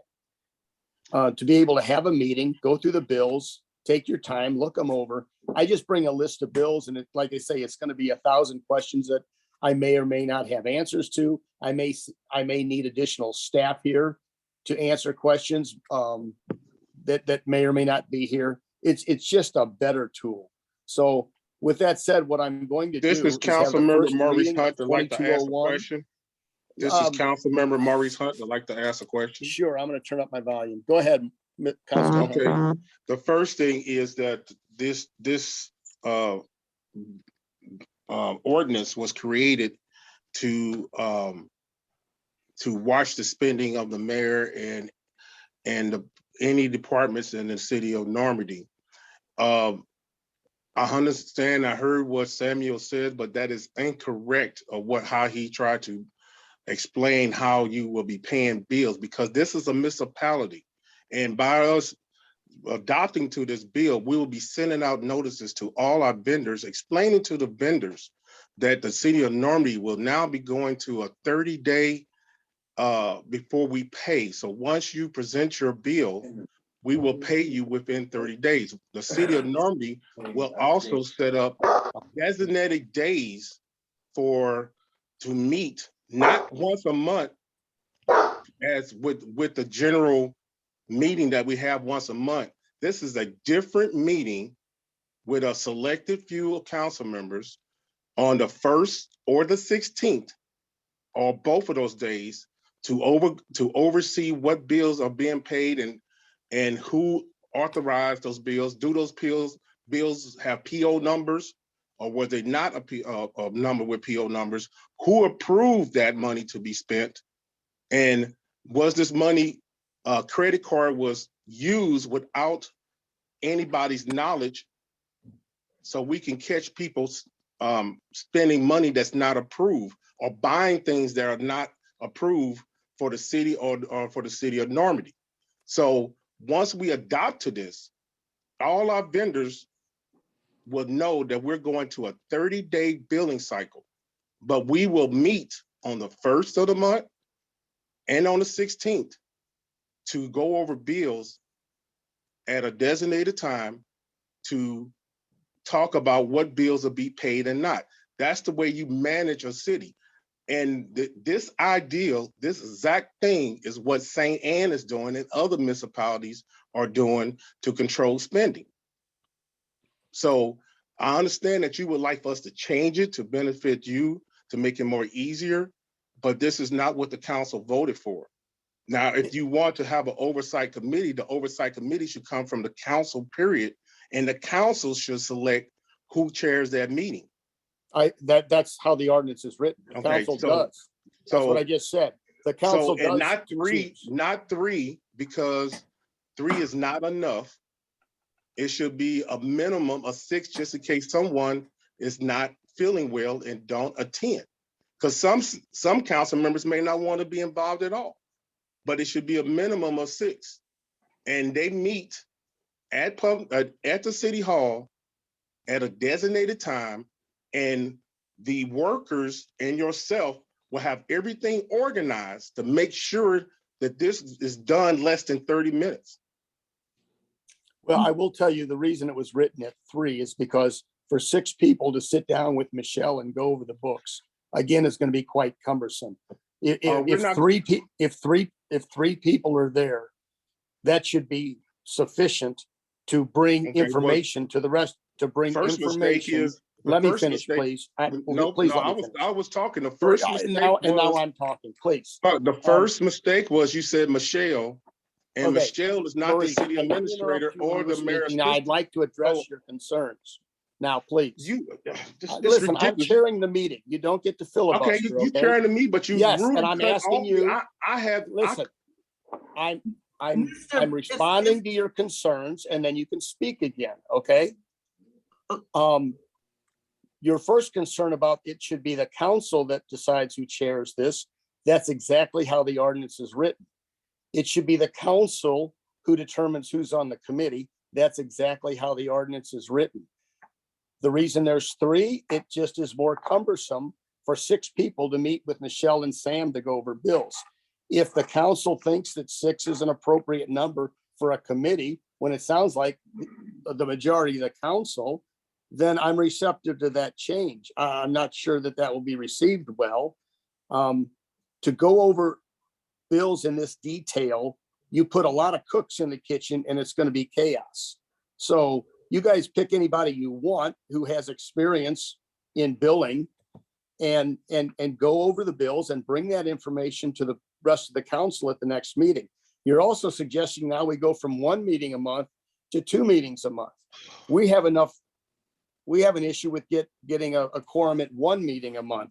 I'm afraid that if we go with 2 meetings a month, it's going to be a problem. I haven't heard that recommendation made, and I don't think the council is going to be real receptive to 2 meetings every month. And then when we do have to have a special meeting for budget, and there's times we need 2 meetings a month. Now we're at 3 meetings a month because we've got this. And I will tell you, just let me give you one example. We inform our vendors of our billing cycle. Well, the Gold Star is on a 20-day net due. They don't vary from that. That's their terms. If you don't like that, don't use them. That's their terms. So there will be vendors that we simply will not be able to use if we adopt this warrant for dispersal. I'm telling you, they just won't do business with us. So if you meet if you meeting on every 16th at with a meeting, how in the world will Gold Star not be presented if they present a bill on the 1st and we approve them on the 16th and the check is already cut and made and just need to be approved and signed? How would they not The get approval paid? has to come from the entire council in this warrant for dispersal. Okay. So Mr. now you're just saying we're going to Mr. 2 Beckman, meetings. the way that you want things done, those days are over with. The council for years has seen wasteful spending from the mayor all the way down to any employee in public work. And those days are over with. I agree. You need to accept this. You need to accept this. Is Mr. and Gray move on the line? Is Mr. Gray on the line? I am. Could you clarify what we really want here? What we first agreed to? Right. The objective was to, again, kind of head off any spending that was not authorized by the council to begin with. I think that the mayor's concern and Sam's concern is legit. We had a robust conversation in his office about it. I understand what they're saying. I kind of feel that the budget committee will meet the objectives of both the administration and the council. But just for clarity, we're only talking about those spendings that were not pre-authorized. Say, for instance, I'll use Sam's example about the grocery list. If my wife gave me a list to go to the store and buy some items, but I get to the store and I decide to pick up something else, then that spending was not authorized. And that's the kind of spending that we're trying to capture with this type of move. That makes sense. Exactly. And that's what we've been saying all along, that we want to see the checks, who signs the checks? What are they being written for? That's all we're asking. To me, it's very simple. And keep in mind, anytime we take on a new vendor, once that vendor's agreement is approved by the council, then every payment each month has already been approved as well. If they have a monthly service fee of $1,000, you've already approved that with the contract. We wouldn't be talking about the vendors we have now. We're talking about new vendors, vendors that the board did not have an opportunity to endorse before they get on the payroll. And that can happen. So that was kind of the theory behind it. That's the psychology behind the move. So it's up to the board. I think we can accomplish it with the budget committee. If it doesn't work, then perhaps we can extend it to a more restrictive approval process, which is what I've been describing from the beginning. But it's up to you guys. So I like that's a question. Oh, go ahead. This is kind of sort of directed toward Attorney Gray. I do agree with the oversight committee, but if we do more than 3 or 4 people, wouldn't that constitute a quorum? And we would have to post that meeting for the public to attend. And then that will also lead to more questions. But no, I do agree with the oversight committee. Right. Yeah, that is a very good point. That's why the number of 3 was a sweet spot for the committee, because you don't want to have to post every meeting. Not only do you have to post it, you're then required to take minutes, and then you're required to record votes. And now this whole thing has got this sunshine law scrutiny all around it. You avoid that by keeping the numbers small, keep them directed, and accomplish your goal, and you get out. So we're making a. Right. And also the oversight, reoccurring bills, I but we wouldn't don't- think the reoccurring bills would need to be approved because they're reoccurring. Exactly. And then that just cuts down on a lot of the meetings. Okay. Yeah, I think Councilman Evans had a comment to make. No, it was someone else. Okay, Y'all made my comment. Okay, and Councilwoman Campbell had a comment to make also. So, hold on. I think I got it.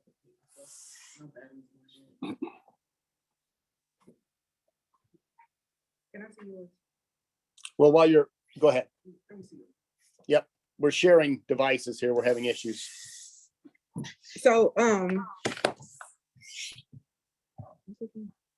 Attorney Gray, so what you're saying is, what we essentially would be doing is making a committee to look over city bills, but we would not tell the public about what happened in the meeting. No, the public will know because these same bills will come before the city council.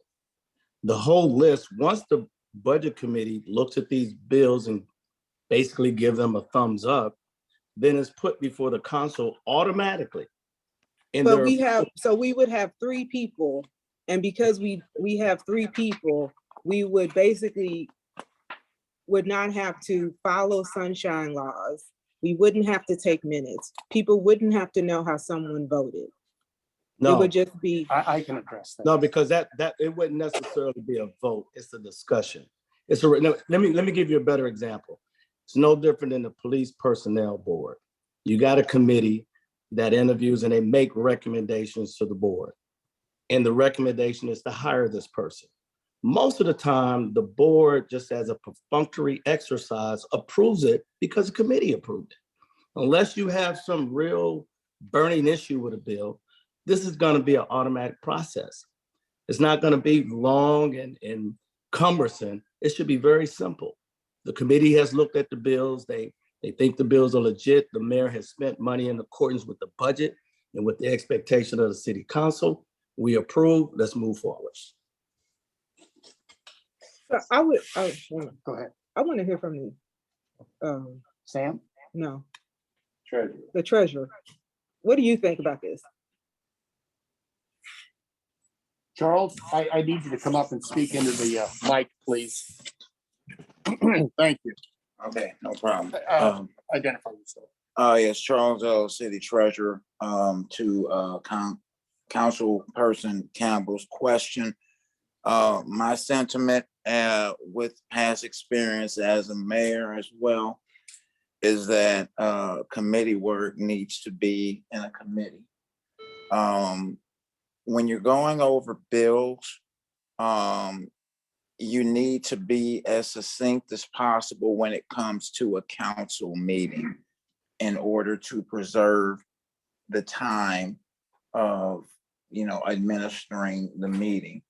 Whatever needs to happen with regards to details of bills can definitely be handled with respect to a committee, as long as the remainder of the council has that trust in them to do that responsibility. That would be my sentiments. Thank you. Now, And if I can, I have another question for Mr. Gray. Go ahead. Mr. Gray, Yes. to what you just said, is this as complicated as people are trying to make it? Because if it's just non-reoccurring bills, there shouldn't be that many non-recurring bills. Yeah. That you look at and say, okay, I can see this amount needs to be paid to this company and whatnot. It shouldn't be as complicated as people are trying to make it with a committee or whatever. You're not talking about regular bills, for example, your electric, your gas, your water. You're talking about something that can be very simple. Am I not correct? You are correct. Thank you. All righty. I would like to clear up Go ahead, some Sam. potential confusion, just how these ordinances are written. With the budget committee, the budget committee would not approve any bills. They would, just have oversight, ask any questions, inquiries, and inquire into the details of any bills. Whereas the warrant for dispersal actually has the council approving them. So the function of the committee would go over the bills and then provide a report at a regular council meeting about their findings. And then if there's an issue, the council can deal with that issue with their regular council powers, as opposed to approving each and every single bill. There was also, I think there just might've been some confusion. There is language in the budget committee ordinance that the meetings will be held open in the public, and that minutes will be kept. Now that's because it's in the ordinance. If the council, doesn't think that's wise, they can amend the ordinance as they see fit. But I just wanted to, I think there were some things said and there's some misunderstanding on how the ordinance is actually written here. So again, the committee wouldn't approve. They would just they could inquire about any bill, reoccurring or non-reoccurring. And then, whereas the warrant of dispersal requires the entire council, a quorum, and they actually have to approve each bill that's non-reoccurring. And just to comment on Councilwoman Ratliff's last comment, there are non-reoccurring bills that pop up pretty frequently from the city, and the council absolutely has a right to look at those bills and comment on them. But I think there's this idea that the list would be fairly small. It could be quite significant for a city of this size. Generally how the city council, provides oversight to an administration is through the budgeting process. You say the administration has $5,000 for supplies. the administration spends that money on supplies. With this warrant for dispersal sort of sets it up for now the council has to prove which supplies we're buying. And really the administration has a better knowledge of what we need to do the job that we're given than the council. And I say that respectfully, but you know, just to come to a meeting twice a month, it's hard to know the ins and outs of like what a police officer needs to do his job on day to day. Because you know, unless you're doing that job, it's very hard to understand the exact supplies you need. So I just want to clear up some confusion on that. And again, whatever the council decides, the administration will be happy to implement. Mayor, Samuel, Well, I'd like to Samuel, this lastly is offer this. Mayor, If the yeah, I was council gonna would offer, consider Mr. Gray was speaking. tabling Bill Yeah, you know what, man? 090711, You giving and I- this, not gonna approve, giving not gonna this approve that. Budget Oversight Committee a chance Not- and see no, if not it gonna approve that. addresses your concerns. Not gonna approve If it that. works, great. If it doesn't work, you can move to this warrant for dispersal. But again, my concern is it's going to be so cumbersome. I don't think you anticipate the issues that it's going to bring to a council meeting. So my request is that I'm going to have first reading of Bill 2201. My request is that we table the warrant for dispersal. Let's get 2201 passed at the next meeting and see Not if this approved. provides you with the tool that you need to provide the oversight you're looking for. Mr. Mayor, do And if you it mind doesn't if I- move forward with I don't a think more it- restrictive bill. I don't think the mayor can hear me. I just want to offer. Right, Mr. something. Gray. Sure. Yeah. And I just want to offer another option for the good of the city, just to think about. You're about to go through an audit process. Most of what I've suggested and thought about with respect to this audit is a result of what I've heard auditors say. If we want to table, which is not a bad idea, until we hear from the auditor, because this is a fiscal responsibility decision. And they will be in a better position to suggest the best way to maintain our fiscal oversight. That's the whole purpose of the audit. So I would yield to an auditor's recommendation on how to best handle disbursement and approvals. And if you want to table until we get to that part of the agenda, I think that would be wise. This is Councilmember Maurice Hunt. Having an auditor look at it, by the time we hire an auditor and he or she look at what's going on, it could be 90 days from now. And to a perfect scenario is the city of Normandy at some time had gas cut off where the police officers could not purchase gas. And they had to make over a $5,000 or even higher payment on the credit card in order to get the gas turned on. It should have never got that high if we had a committee overseeing that. There has been large purchases because someone forgot to pay a bill and something got shut off and we need $10,000 right now.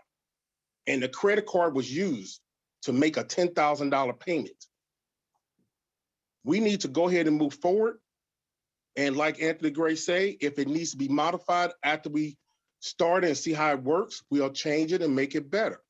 But we need to make a decision today. It do not need to be tabled.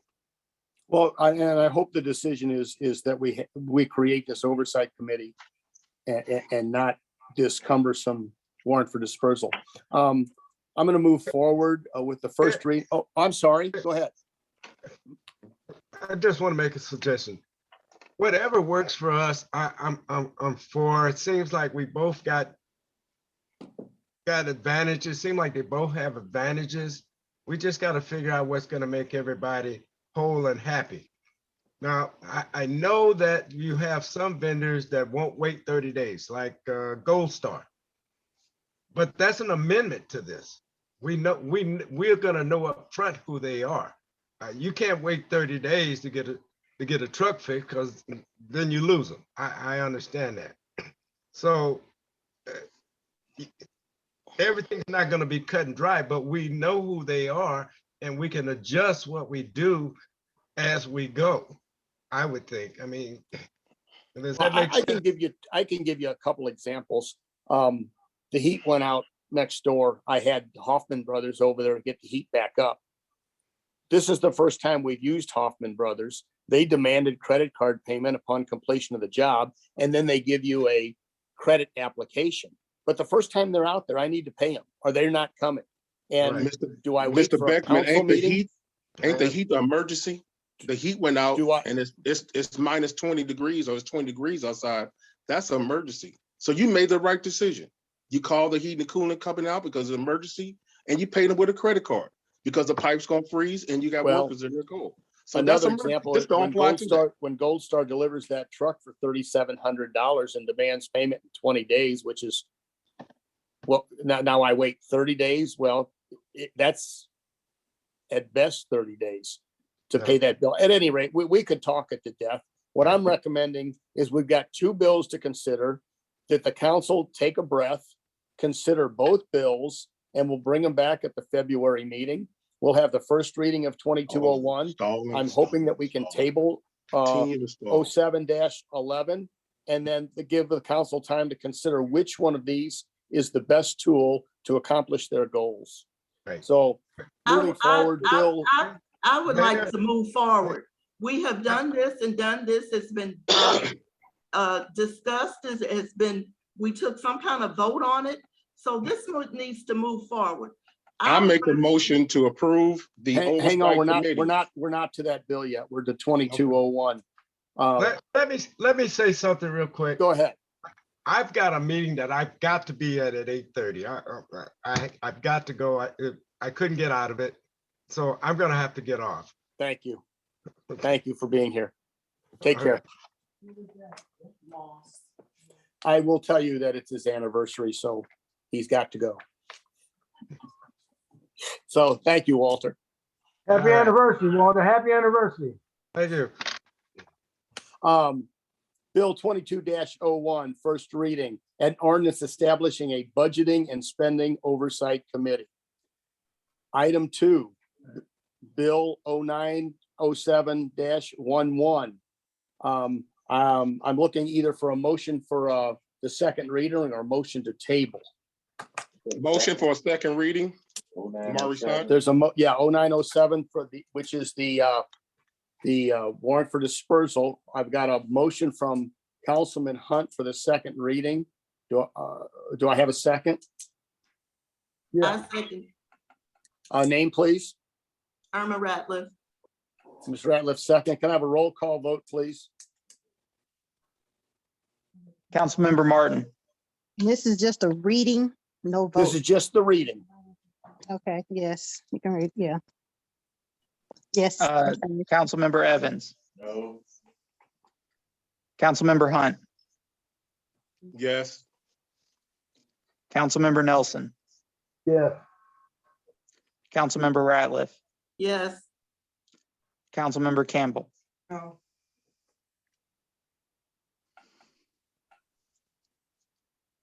I'm counting. Tie vote. Oh, Wait a minute, how's a tie vote? That was 3-2. the ayes have it. The ayes have it. The No, ayes have it's it. not Motion 3. passes.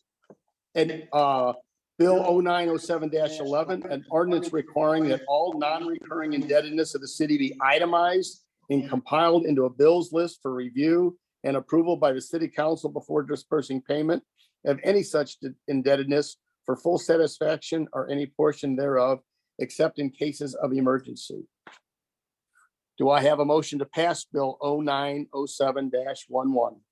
This is Maurice Hunt. I make a motion to pass that ordinance. Motion by Hunt to pass 0907-11. Do I have a second? I second. Rick Nelson seconds. We have a motion and a second. Roll call vote, please. Councilmember Martin, No, not yet. No. Councilmember Evans, No. Councilmember Hunt, Yes. Councilmember Nelson, Yes. Councilmember Ratliff, Yes. Councilmember Campbell. No. There's a tie, Mayor. What was Mayor your vote? votes, no, motion fails. The ordinance is not passed. New business. So we're gonna revisit 2201. If it is the council's pleasure, it can be brought up at a future meeting to be voted on again. Is that February? Or Well, I'll wait to hear from the council. Okay. As to the other, they're gonna consider both, it sounds like, and give me some direction. Okay.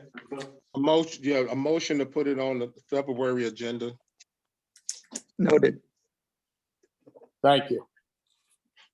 It will be on the agenda. We don't need to vote on it. Mayor, just a point of order on that. The motion Yes, sir. failed. The motion failed. So what has to happen at this point for this particular ordinance? It has to go through the ordinance steps all over, just so you. Okay.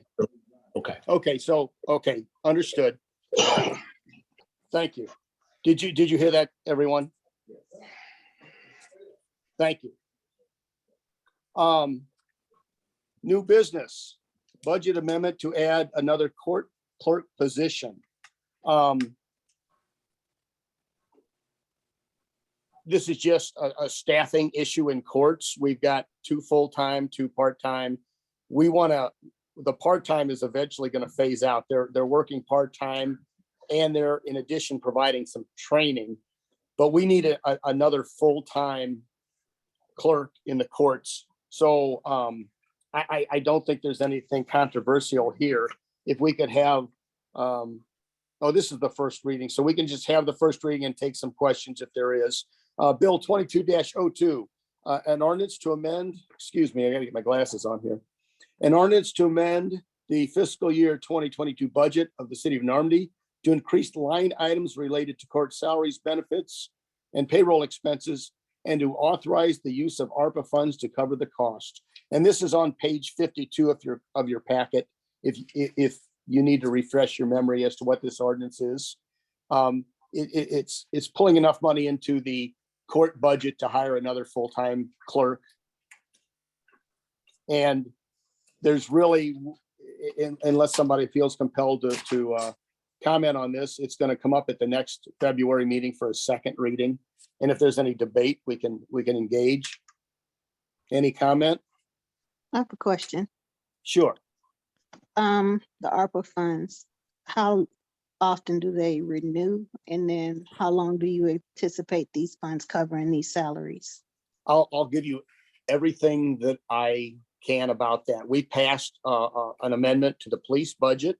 Mhm.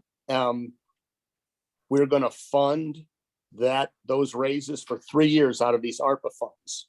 That in its total is going to cost, correct me, Sam, if I'm wrong, but that's $390,000 over 3 years. Roughly that amount. Okay. So that's 390,000 of the 948 that we will get eventually. Now, the ARPA bill, I doubt that there's ever going to be another expending bill grant from the federal government like this. We've got the first installment of approximately $420,000. That's in the bank right now.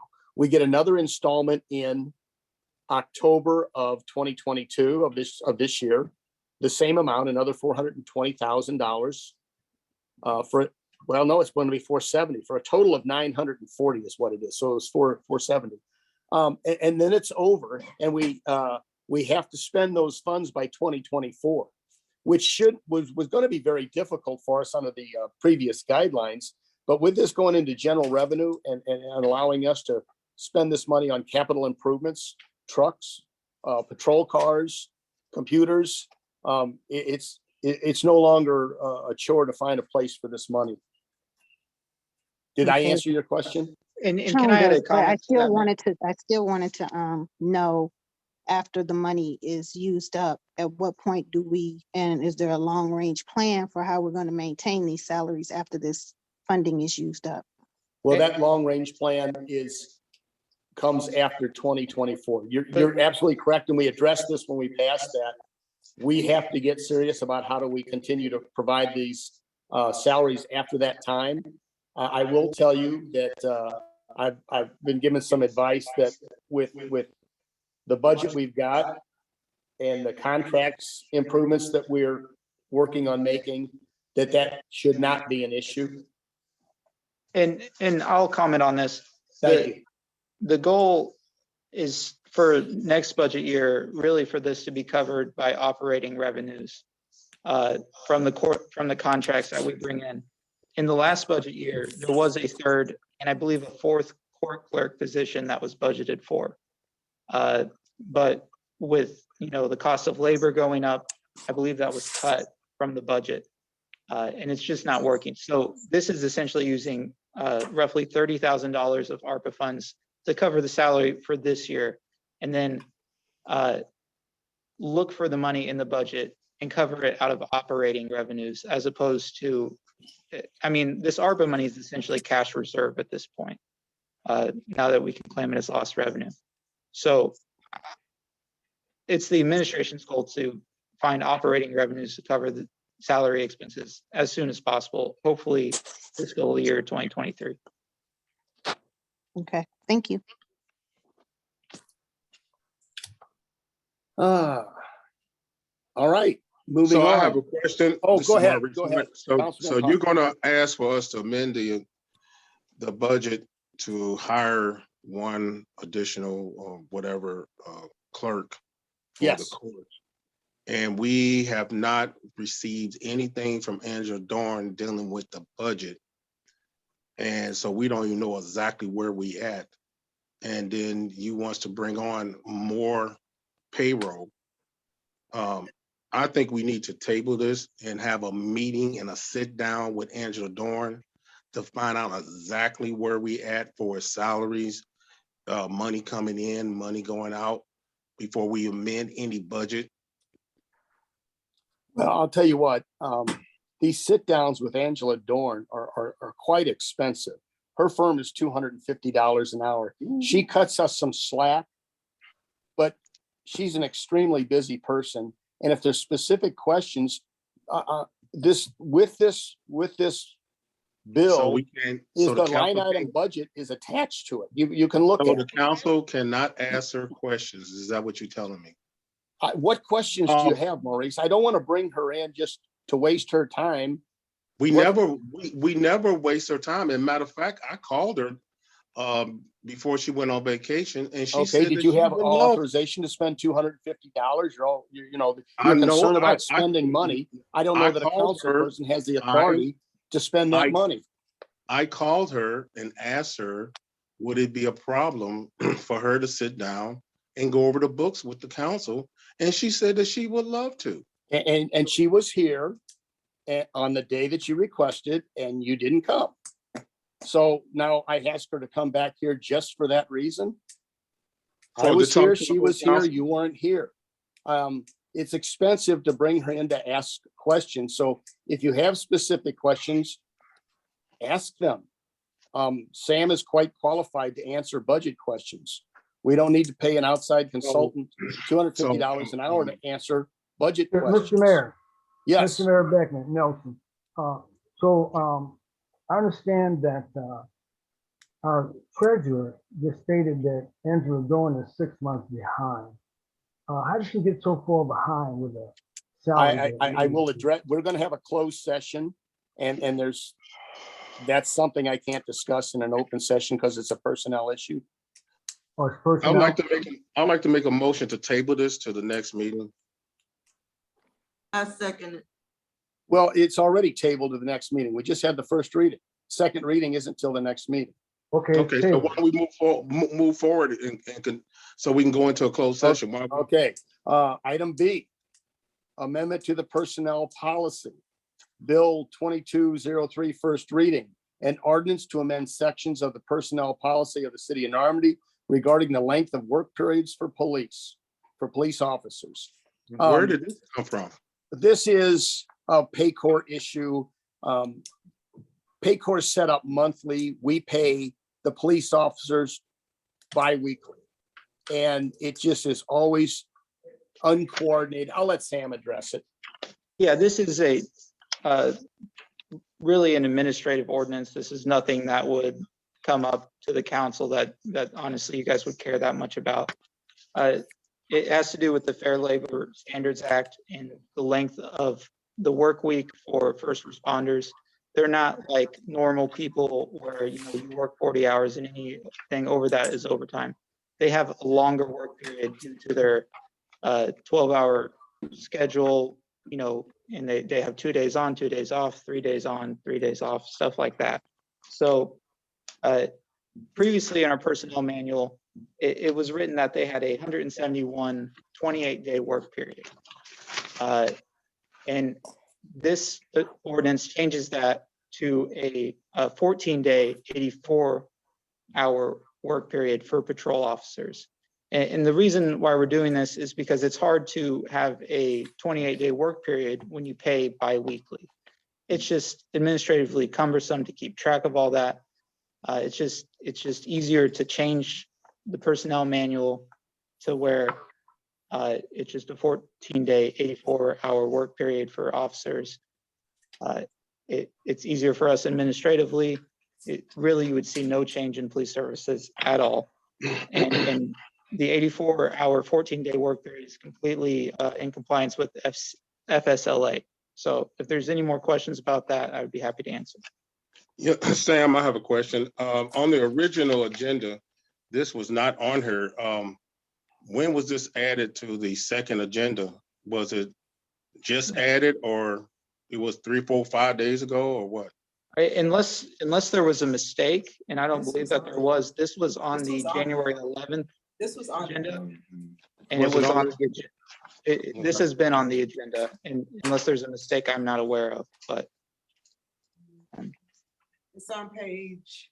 Now, the next ordinance is a new Yeah, ordinance. it's on page 58. It's the same packet we got last week, the same packet we got Friday. Well, it's just the first reading. You'll have plenty of time to review it. And if there's any concerns or questions, you can bring them up when we bring this up for a second reading and a vote. Moving on, item C. I need to turn up my volume again. Okay. Item C, Bill 20, sponsored by Councilwoman Campbell, Bill 2204, first reading. An ordinance, I'm getting feedback from somebody, if I could mute.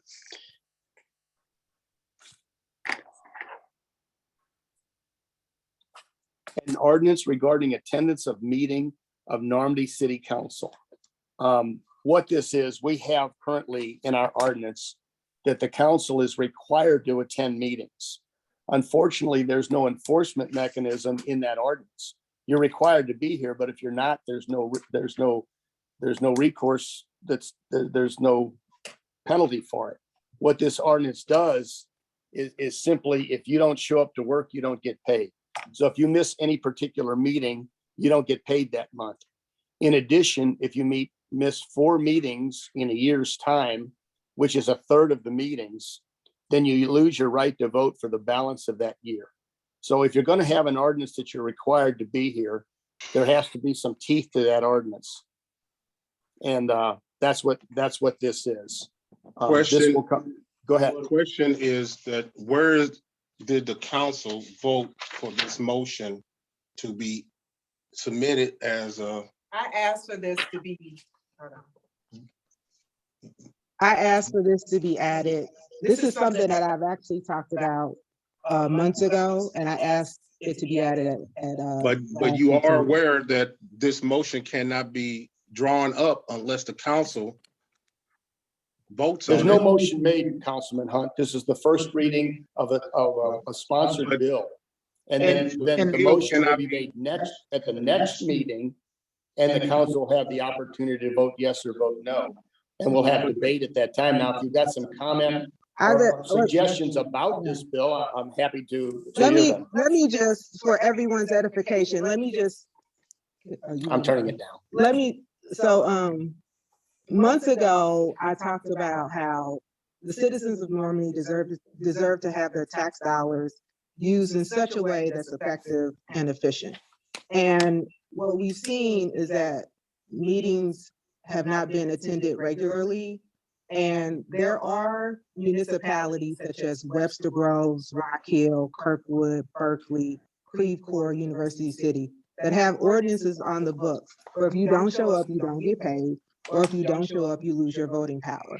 So my purpose of bringing this to the council is basically to say, we all know how to read the calendar. We all should know what time 6:30 p.m. is. So we should hold ourselves accountable to come to a meeting on time, to do it in a way that is professional, and to make sure that we are doing the business of the city, which is paying bills, moving forward with development. If we want to have an oversight committee, you can't do extra without first doing what you're supposed to do in the first place. So that's just how it works. I'm a teacher and I don't get extra credit when you haven't done the regular credit. That's what I'm saying. Okay, well, I appreciate your speech. I appreciate your speech about the reason why, but the council do have the power that anytime a council member do not do their duty, they can vote and vote them out of their chair or whatever that needs to be done to that council member that not fulfilling their job. We had council members that has sat in that chair that was sick, and the council did not know they was sick. And then when we found out what was wrong with them and the reason why they was sick, that council member seat was still granted to them until they passed away. So, and then we had another council member that lost a loved one that was in the Army, and she needed some time to grieve over her brother. And she came to the council, and the council gave her time to do that.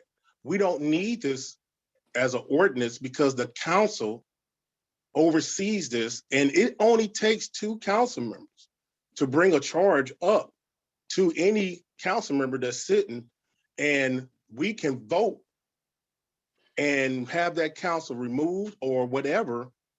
So we don't need this amendment. I would just respectfully disagree. We do need this. It takes a super majority to remove a council person, and removing a council person is a pretty radical step to take. What this says, that if you don't come to a meeting, you don't get paid, as it should be. We don't offer benefits to part-time workers in this city. If you want your, monthly, I'm speaking, please. If you want your monthly, I'm speaking, please. Mr. Hunt, please. If you want your monthly stipend, show up to the meeting. I mean, if you can't make it, it's no one's fault. It may not be your fault, but you don't get paid if you don't do your job.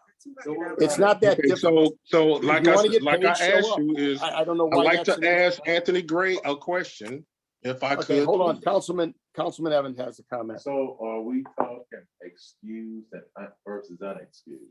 Well, my intention was, it doesn't matter. If you don't show up, you don't get paid. If you're sick, that's unfortunate. But you're not here to do your job. You know, I was a private contractor for a lot of years. If I'm sick and I don't go to work, I don't get paid. Just show up and you get paid. It shouldn't be an issue. If you're sick, go ahead. Councilman Ratliff, I have something to say on this. Sure. First of all, you know, I'm a councilman 24 hours. Also, this is not a job.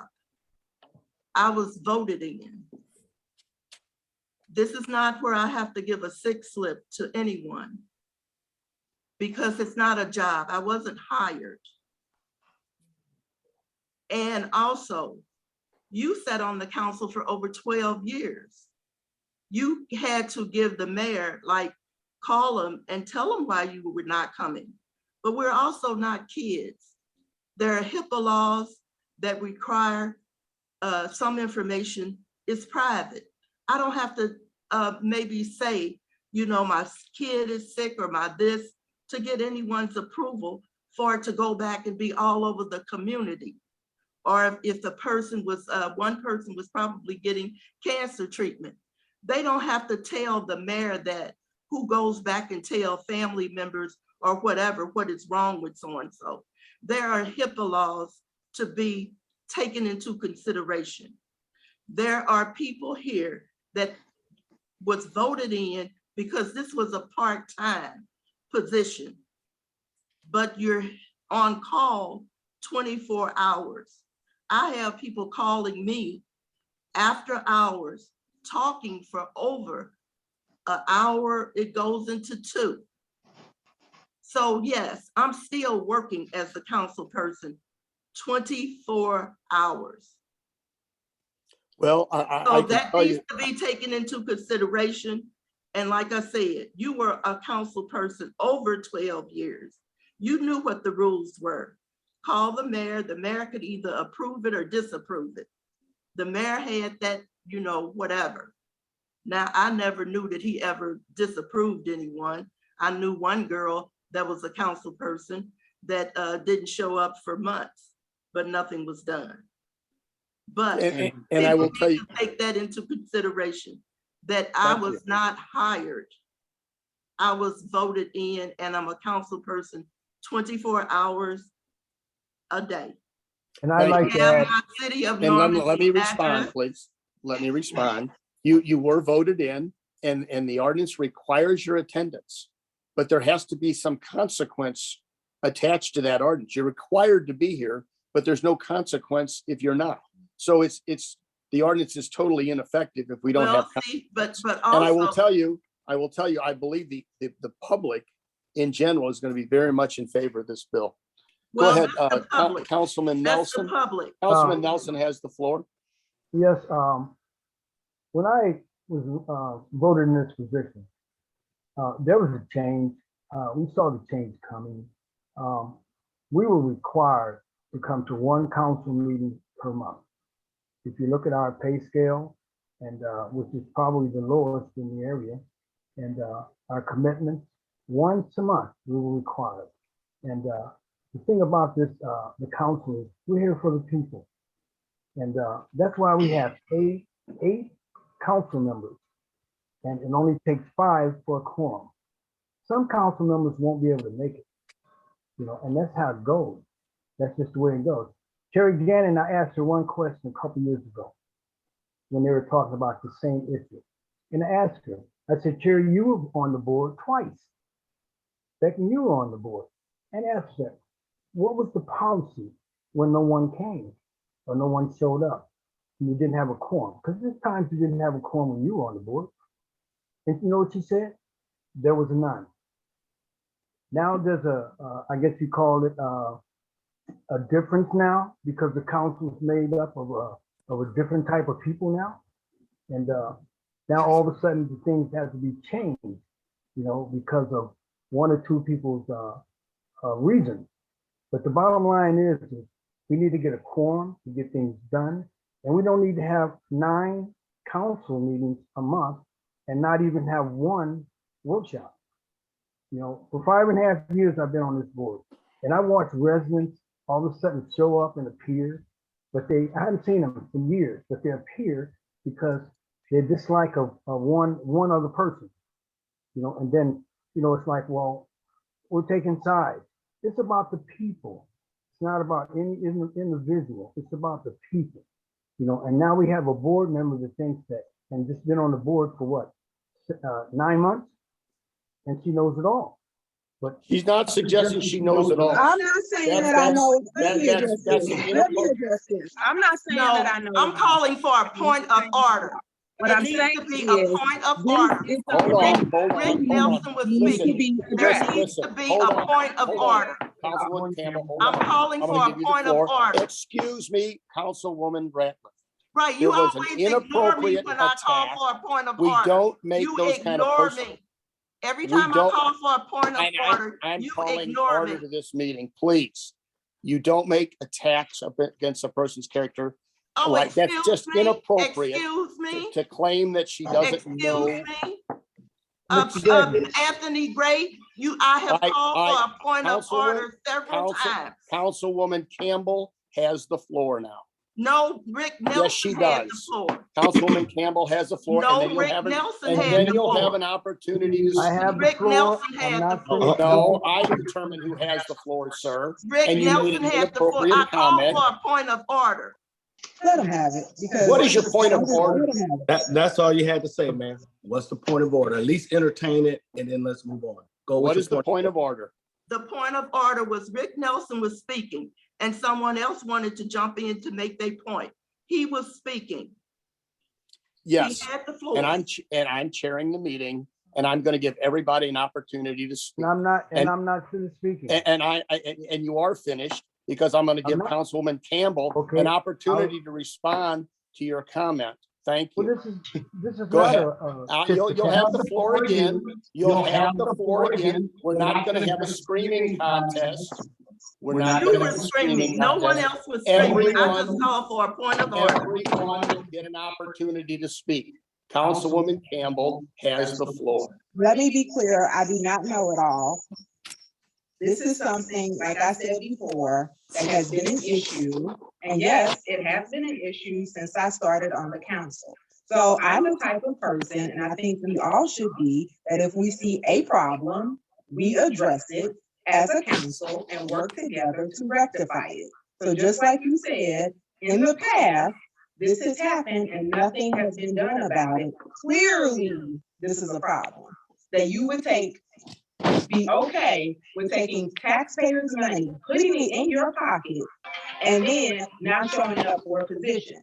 Now, we all know, like I said, when the first Tuesday of the month is, we all know how to tell time, and I don't think there's any problem with us holding ourselves accountable. Maurice, you need to mute. Maurice, I want to make a motion. I'm not to asking Maurice you to Hunt. give Session, you give second the it. information and say, oh, I have cancer treatment, so I Okay. went and did this. That is not what I'm saying. But I Okay, can are give you done? $200 is not going to break anyone. Are you done? Because I was here last week. It states on the record. Look at the record to see my name. I was here on time. I was not able to get in. Ask Sam, he'll tell you, he saw me. I saw Beckman standing up. Sam saw me on my iPhone and said, Nelson's here, but no one recognized me. So don't tell me about what I'm not doing, because I got the record. It speaks for itself. You look at my history and look at my I did record. not say you, Councilman Nelson. I said Mr. we Beckman? as a council. Hang Mr. on, Beckman, this is Maurice Hunt. And Mr. Maurice, I'm gonna let Beckman? you speak. I'm going to let you speak. And I just want to advise the council, when you make a disparaging comment like that, look what happens. It turns this meeting into chaos. Let's keep our comments respectful, focused, and subject oriented, not personal. Thank you, Councilman Hunt. Okay, this evidently, this meeting is just totally out of order. We need to go and definitely talk about some issues in the closed session. I'd like to make a motion that we adjourn the meeting and everything that was discussed will be put on to February. I'd like to make a motion, we adjourn We've this already, meeting. Mr. Hunt, we've already passed the agenda. I made a motion. We've already passed the agenda. And Okay. we've got a little bit more business to get through that's important. I made a I'm gonna motion make them, to I'm gonna adjourn the read Bill meeting. 2204, first reading. But Councilman I have a Gray, motion. your advice, please. I have a motion on the floor to adjourn the Okay. meeting, go in closed session. Councilman Gray, your Okay, so advice, please. We've approved the agenda. Can I finish it? you surely can. And that's the reason why you approve an agenda at the beginning of the meeting. Any actions or attempted actions made outside of that agenda is out of order. A point of order can be made, but I'm more interested in the point of order that Ms. Ratliff made. Anybody that makes a point of order suspends all discussion. The mayor should entertain that point of order and then make a ruling on it. And if I understand your ruling correctly, you gave Ms. Campbell the floor. You promised to give it back to Mr. Nelson, because just so council members will know, when you invoke someone else's name in your comment, you're opening up the door for their right to intervene on your comment. So it's not good for you to mention other council people in your discussion, because you're inviting them to trample on whatever you were going to say. So what the mayor did was accurate. He should then give the floor back to you, and then it should continue in that order. Yes, Thank sir. you, sir. I will, Mr. Gray, I will apologize for that, and you're correct. But I needed to get that statement out, and I'm a man up to that and apologize, because I'm a man of my word. Thank you, Can Rick. we move forward? Can we move forward? Yes, so we go into can. closed session? Bill 22-04, first reading, an ordinance regarding attendance of meeting of Normandy City Council. Item D, discussing of funding a 2021 audit. I'm not looking for a vote. I'll bring this in the form of an ordinance amending the budget once again. If it's the council's receptive to it, I don't want to waste anybody's time writing an ordinance. If you're not receptive to it, I'd like to have it. I think the majority of the council would like to have it. And I think the public would like to have it. It could cost up beyond $20,000 to get this audit done because of the issue we've had with the books in the last years. But I'd like to bring forward amendment to the budget that gives us money for a audit of the 2021 year. And just really quickly, does anybody object to doing that? And I'll bring it forward next meeting in a form of an amendment or an ordinance. If you're talking about the budget, this is Councilman Irma Ratcliffe. Yes. Are you referring to the budget? I'm referring to an amendment to the budget to give us money to do an audit. Okay, I'm in agreement for an audit, but we also need to determine who's gonna do the audit. Yes. Yeah, And, I mean, for me to enter into a contract, it would take the approval of the council. So that you certainly will be involved in that decision. I have a question. Yes, How far back is this audit? just the being done? 2021 year, which is October of 20 through October of 2021, the last year. I think it needs to go back further than that because sometimes you have to go back further to find out what's going on currently. I agree. Right, but So we I don't think attempted that, that's going to be enough. and the auditor threw up her hands. The information just wasn't there. That was before I came to office. I attended that meeting where she came and just simply explained, I don't have the information to do an audit of 2019 and 2018. The records were in such disarray that it wasn't even auditable. So I'd be real happy if we could get 2021 done.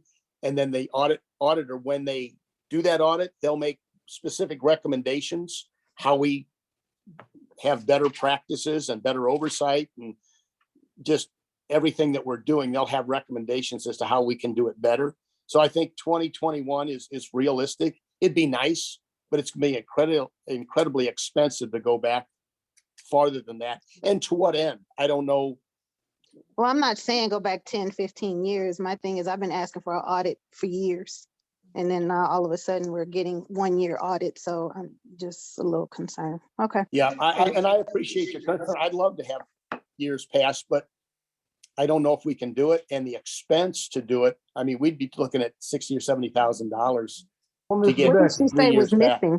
What did the auditor say they were missing? Well, that was an October meeting. We don't have minutes to that meeting. I would like to find a recording of that meeting. It was in October of 2020 when Michelle Graham, the auditor, came on and explained that there's not enough information here. I can't do this. And we never even got a report. Yeah, I have a And question. that's the thing. We never got anything. So I don't understand what did she say she was missing? And we never got anything. What is needed? Right, she There was didn't bill never us any either. ask of the council to help research. There was never any ask of anyone from this auditor. So the last, when she, in December, on December 16th of 2020, she said that she didn't have enough receipts, invoices, or support for expenditures. But when you have credit card statements, you can always go back to the vendor to an extent. You can Well, pull I'm not, up. no, I'm not saying, I'm just saying, when I was a citizen, this is before I became a council person.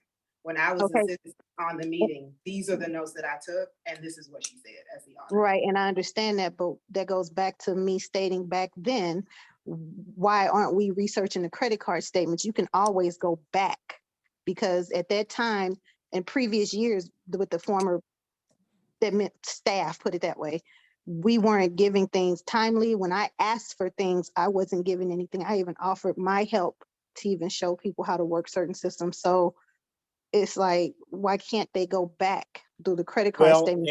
and again, with that staff being uncooperative is certainly a problem, but with them not being here anymore, it's even a bigger No, I problem. understand that now, Yeah. but we still can, Well, this is the I pleasure don't of want the to beat this, council. I don't want to beat it up. I'm just asking, why can't we go back further? Because we can assist in some kind of way. And there is historical data out there to research. And I don't disagree. It's just a question how much money it's going to take to Mhm. get that information I pulled have, together.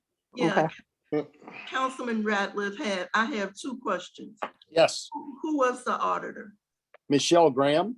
Was that the one that worked on your campaign as the treasurer? No, different person. What is her, does anybody remember her firm's name? I didn't write that. Yeah, I can get that information for you. I still got her phone number. I've kept Okay. it. Michelle Graham or Michelle Graham? It's Michelle Graham. Yeah, that's her name. Okay, I have another question.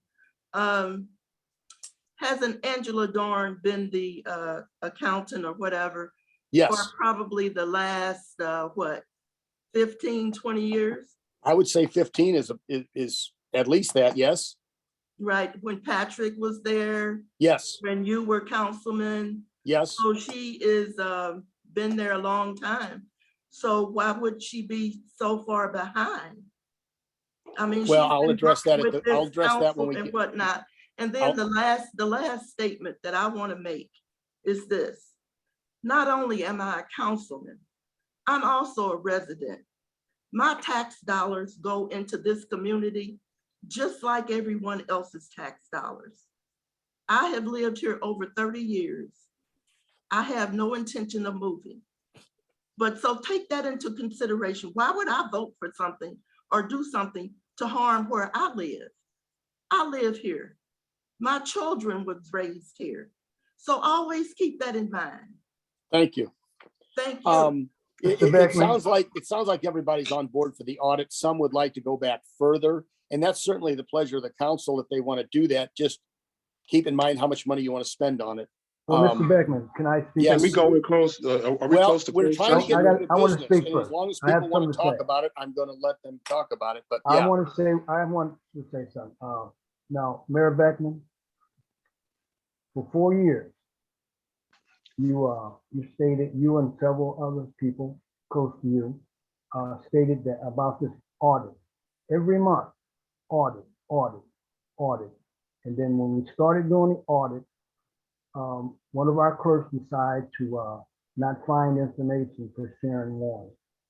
And I did speak about that once before. And I will tell you, if you're going to talk about a personnel issue, it shouldn't be on an open it public. wasn't personnel. It was not personnel. This is about the audit. And, I'd just like you to be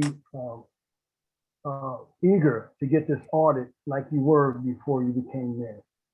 I just want you to be eager because we all know what's going on pretty much. So, let's get this stuff done, man. Well, that's why I all say I'm it sounds asking. like everybody's on board. And now is the time that we would put that request for proposals out.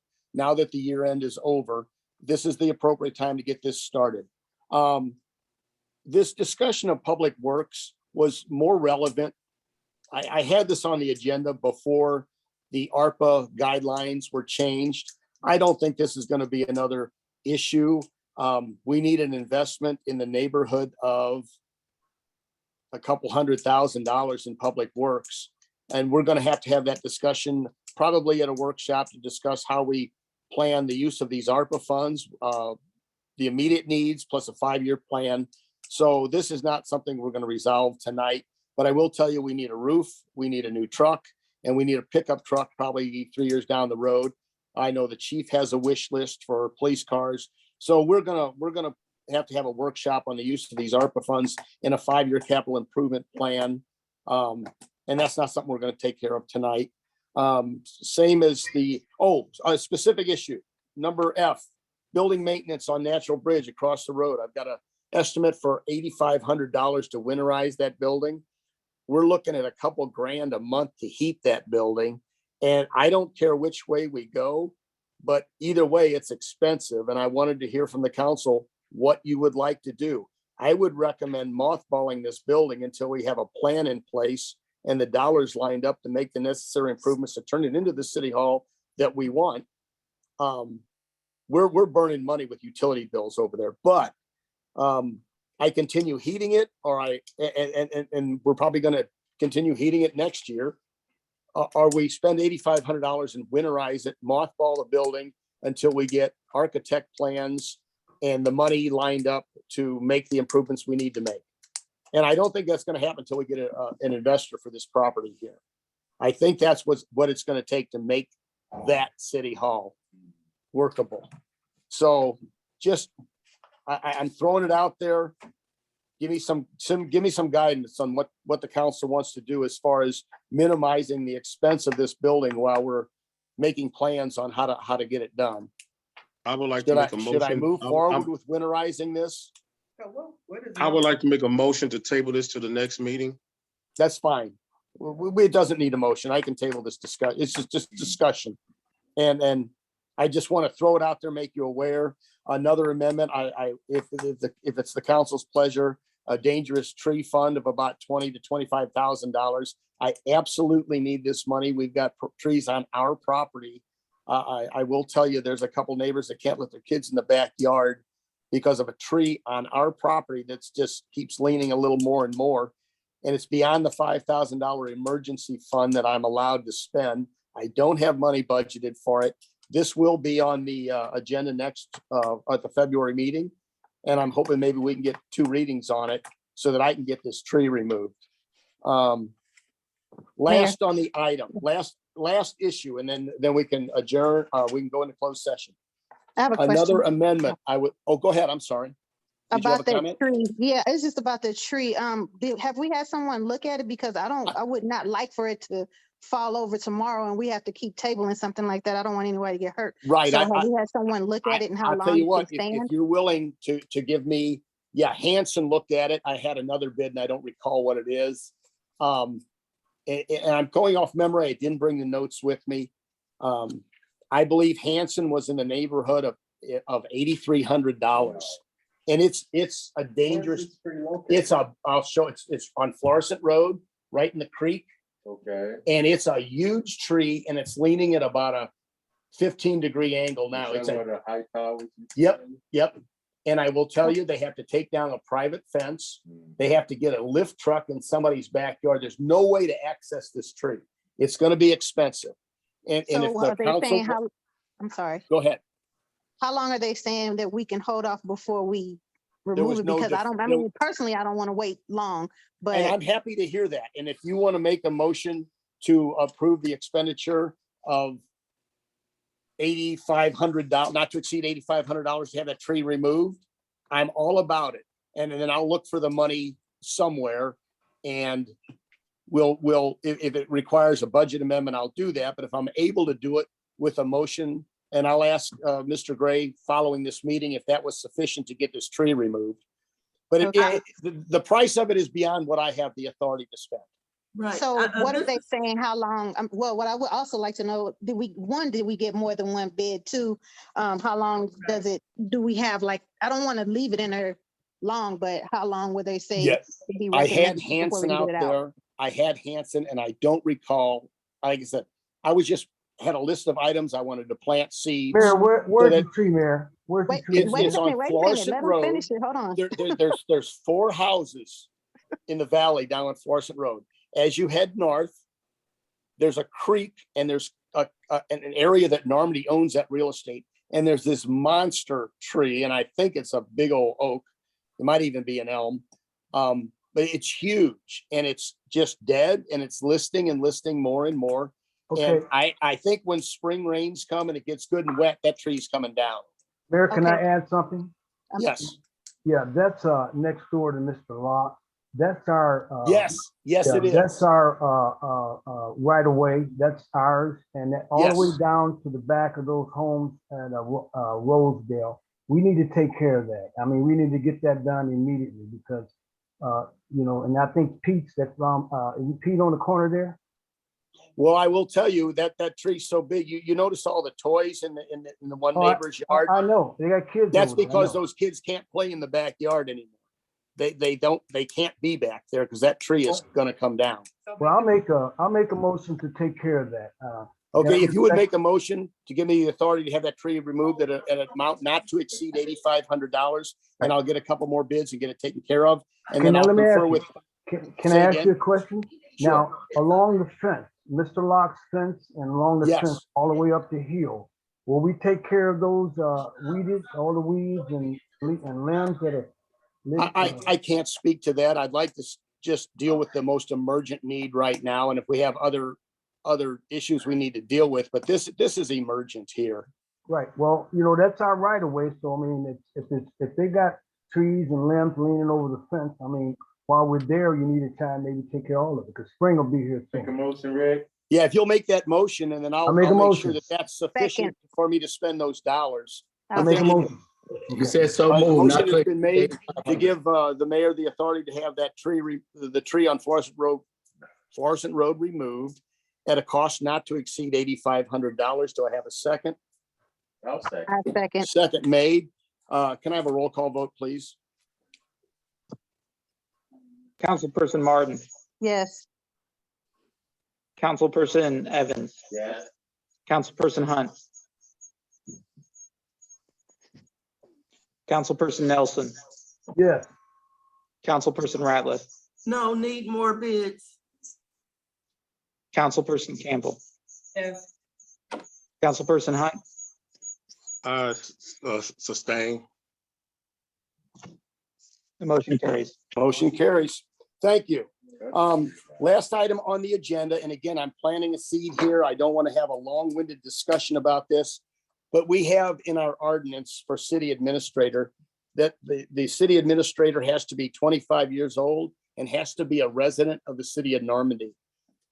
I will tell you that as a city of 4,800 people and a limited budget, we are not going to attract seasoned, experienced city administrators.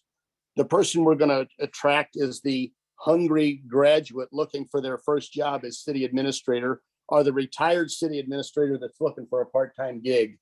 I think that the existing ordinance of an age requirement and a residency requirement are outdated, and I'd like them to change our ordinance to reflect that there is no age requirement and there is no residency requirement. That would be incredibly helpful to me in filling this position. I really have no more to add than that. I just wanted to throw it out there and see if there's any specific comment from the council as to their opinion about my position on this. Mayor Beckman, this is Maurice Hunt. Yes. In order to move forward, you have to present a candidate to the council, which I don't know if you have or have not, because I haven't heard that. And if you are presenting a candidate that might be under the age or whatever, the council has not interviewed any candidate that you have brought in front of us. Well, this is not about a particular candidate. So This is about our city. Why are we wasting is- time on this until you bring a candidate in front of us? Because this is an ordinance change. It's not about a particular specific candidate. But Right, what I'm but you- saying is You're that changing the ordinance. we've got a program at UMSL that has a master's in city administration program. There's several colleges in Missouri that offer that program. And what I'm saying is that the person we're going to graduate or attract to this position because of our budgetary limitations and the size of our city is going to be a newcomer. That newcomer may not necessarily be 25 years old. We're eliminating a lot of people from the pool of possible city administrators by having that 25-year-old restriction. And as far as the residency requirement, we've waived that so many times. It's not worth having on the books. Every time it comes up, it gets waived. So let's get it off the books. Can we make a motion to table this to next month so we can move forward?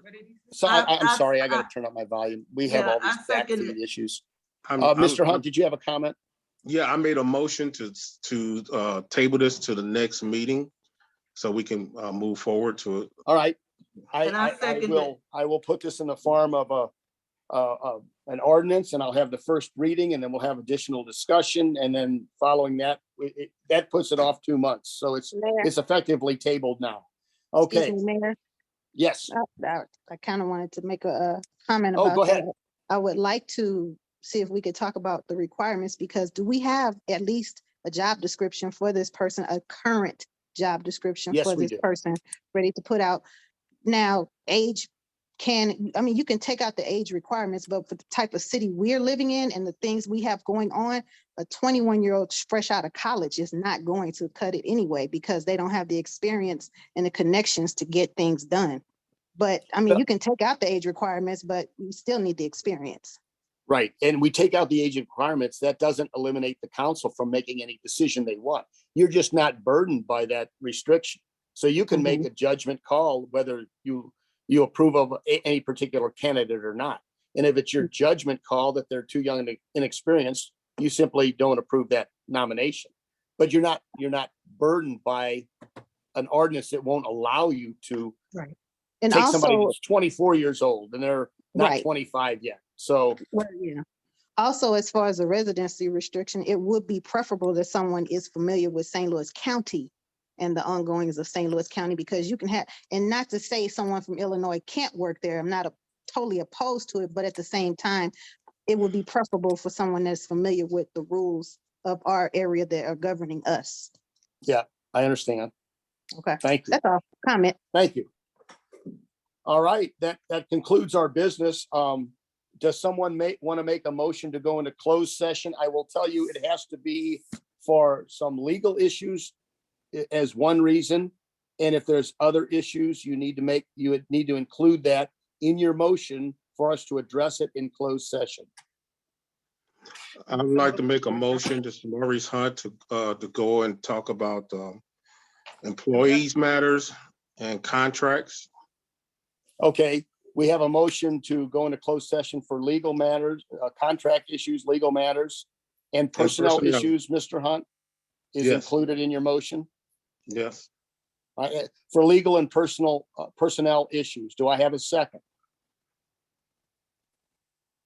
For closed session. I do have some things I need I to address second with the council. Yeah, I second it. Second, roll call vote, please. Councilperson Martin, Yes. Councilperson Evans, I have no other choice, yes. Councilperson Hunt, Yes. Councilperson Nelson, Yes. Councilperson Ratliff, Yes. Councilperson Campbell. Yeah. The ayes have it.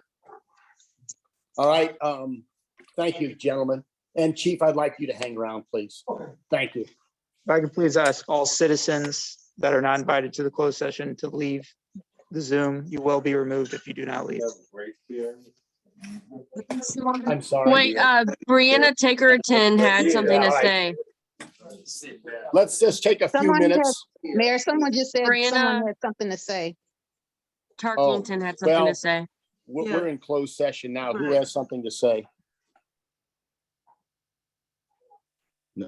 If it's not a It was council, Brianna it's out of order. Tarkington. It's out of order. Yeah, it really is. We're in closed session now. We need to take, we officially voted to go into closed session, so we need to take people off of Zoom that are not council members. Are you leaving? And can Sam keep me on Zoom? I gotta go home. Oh, Yes, he can keep you on Zoom. I just gotta go. yeah. Uh, but- You're on data, not on Wi-Fi on your phone? Yeah, it's not gonna cut off. Okay, yeah, you won't Just get, don't- you won't get cut off. Yeah, just tell them don't bother me. Mayor, Thank you, Charles. I appreciate it. Mayor, I do want to point out Yeah, I for appreciate it. Councilwoman Campbell, she needs to have her video activated if she wants to cast a vote in closed session. Thank you. My video on. Yeah, and did everybody hear that? For you to be in attendance, you should have your face on the screen. Yep, it's the requirement. It's called video conference attendance. You can do that by video conference, but the conference on your video has to be activated. Would all citizens not invited to the closed session please leave the session?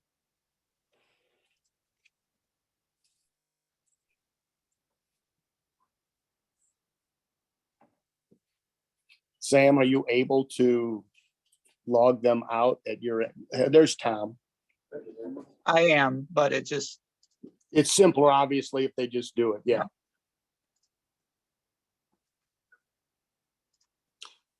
All the citizens still on Zoom. It's gonna save Sam a lot of time if you just log yourself out. He's gonna be in the other, just tell him don't cut me off. Okay, Sam? Yeah, Yolanda Campbell is headed home. She's got her phone with her. She's remaining on Zoom. She's got to get back to her kids. She'll stay in attendance on the meeting. Also, closed session meetings are not recorded. So if the recording is still going, we need to turn it off at this point. Thank you. Sam, did you hear that comment? noted, thank you. Thank you. I think there's still a couple of people on. He's working on it.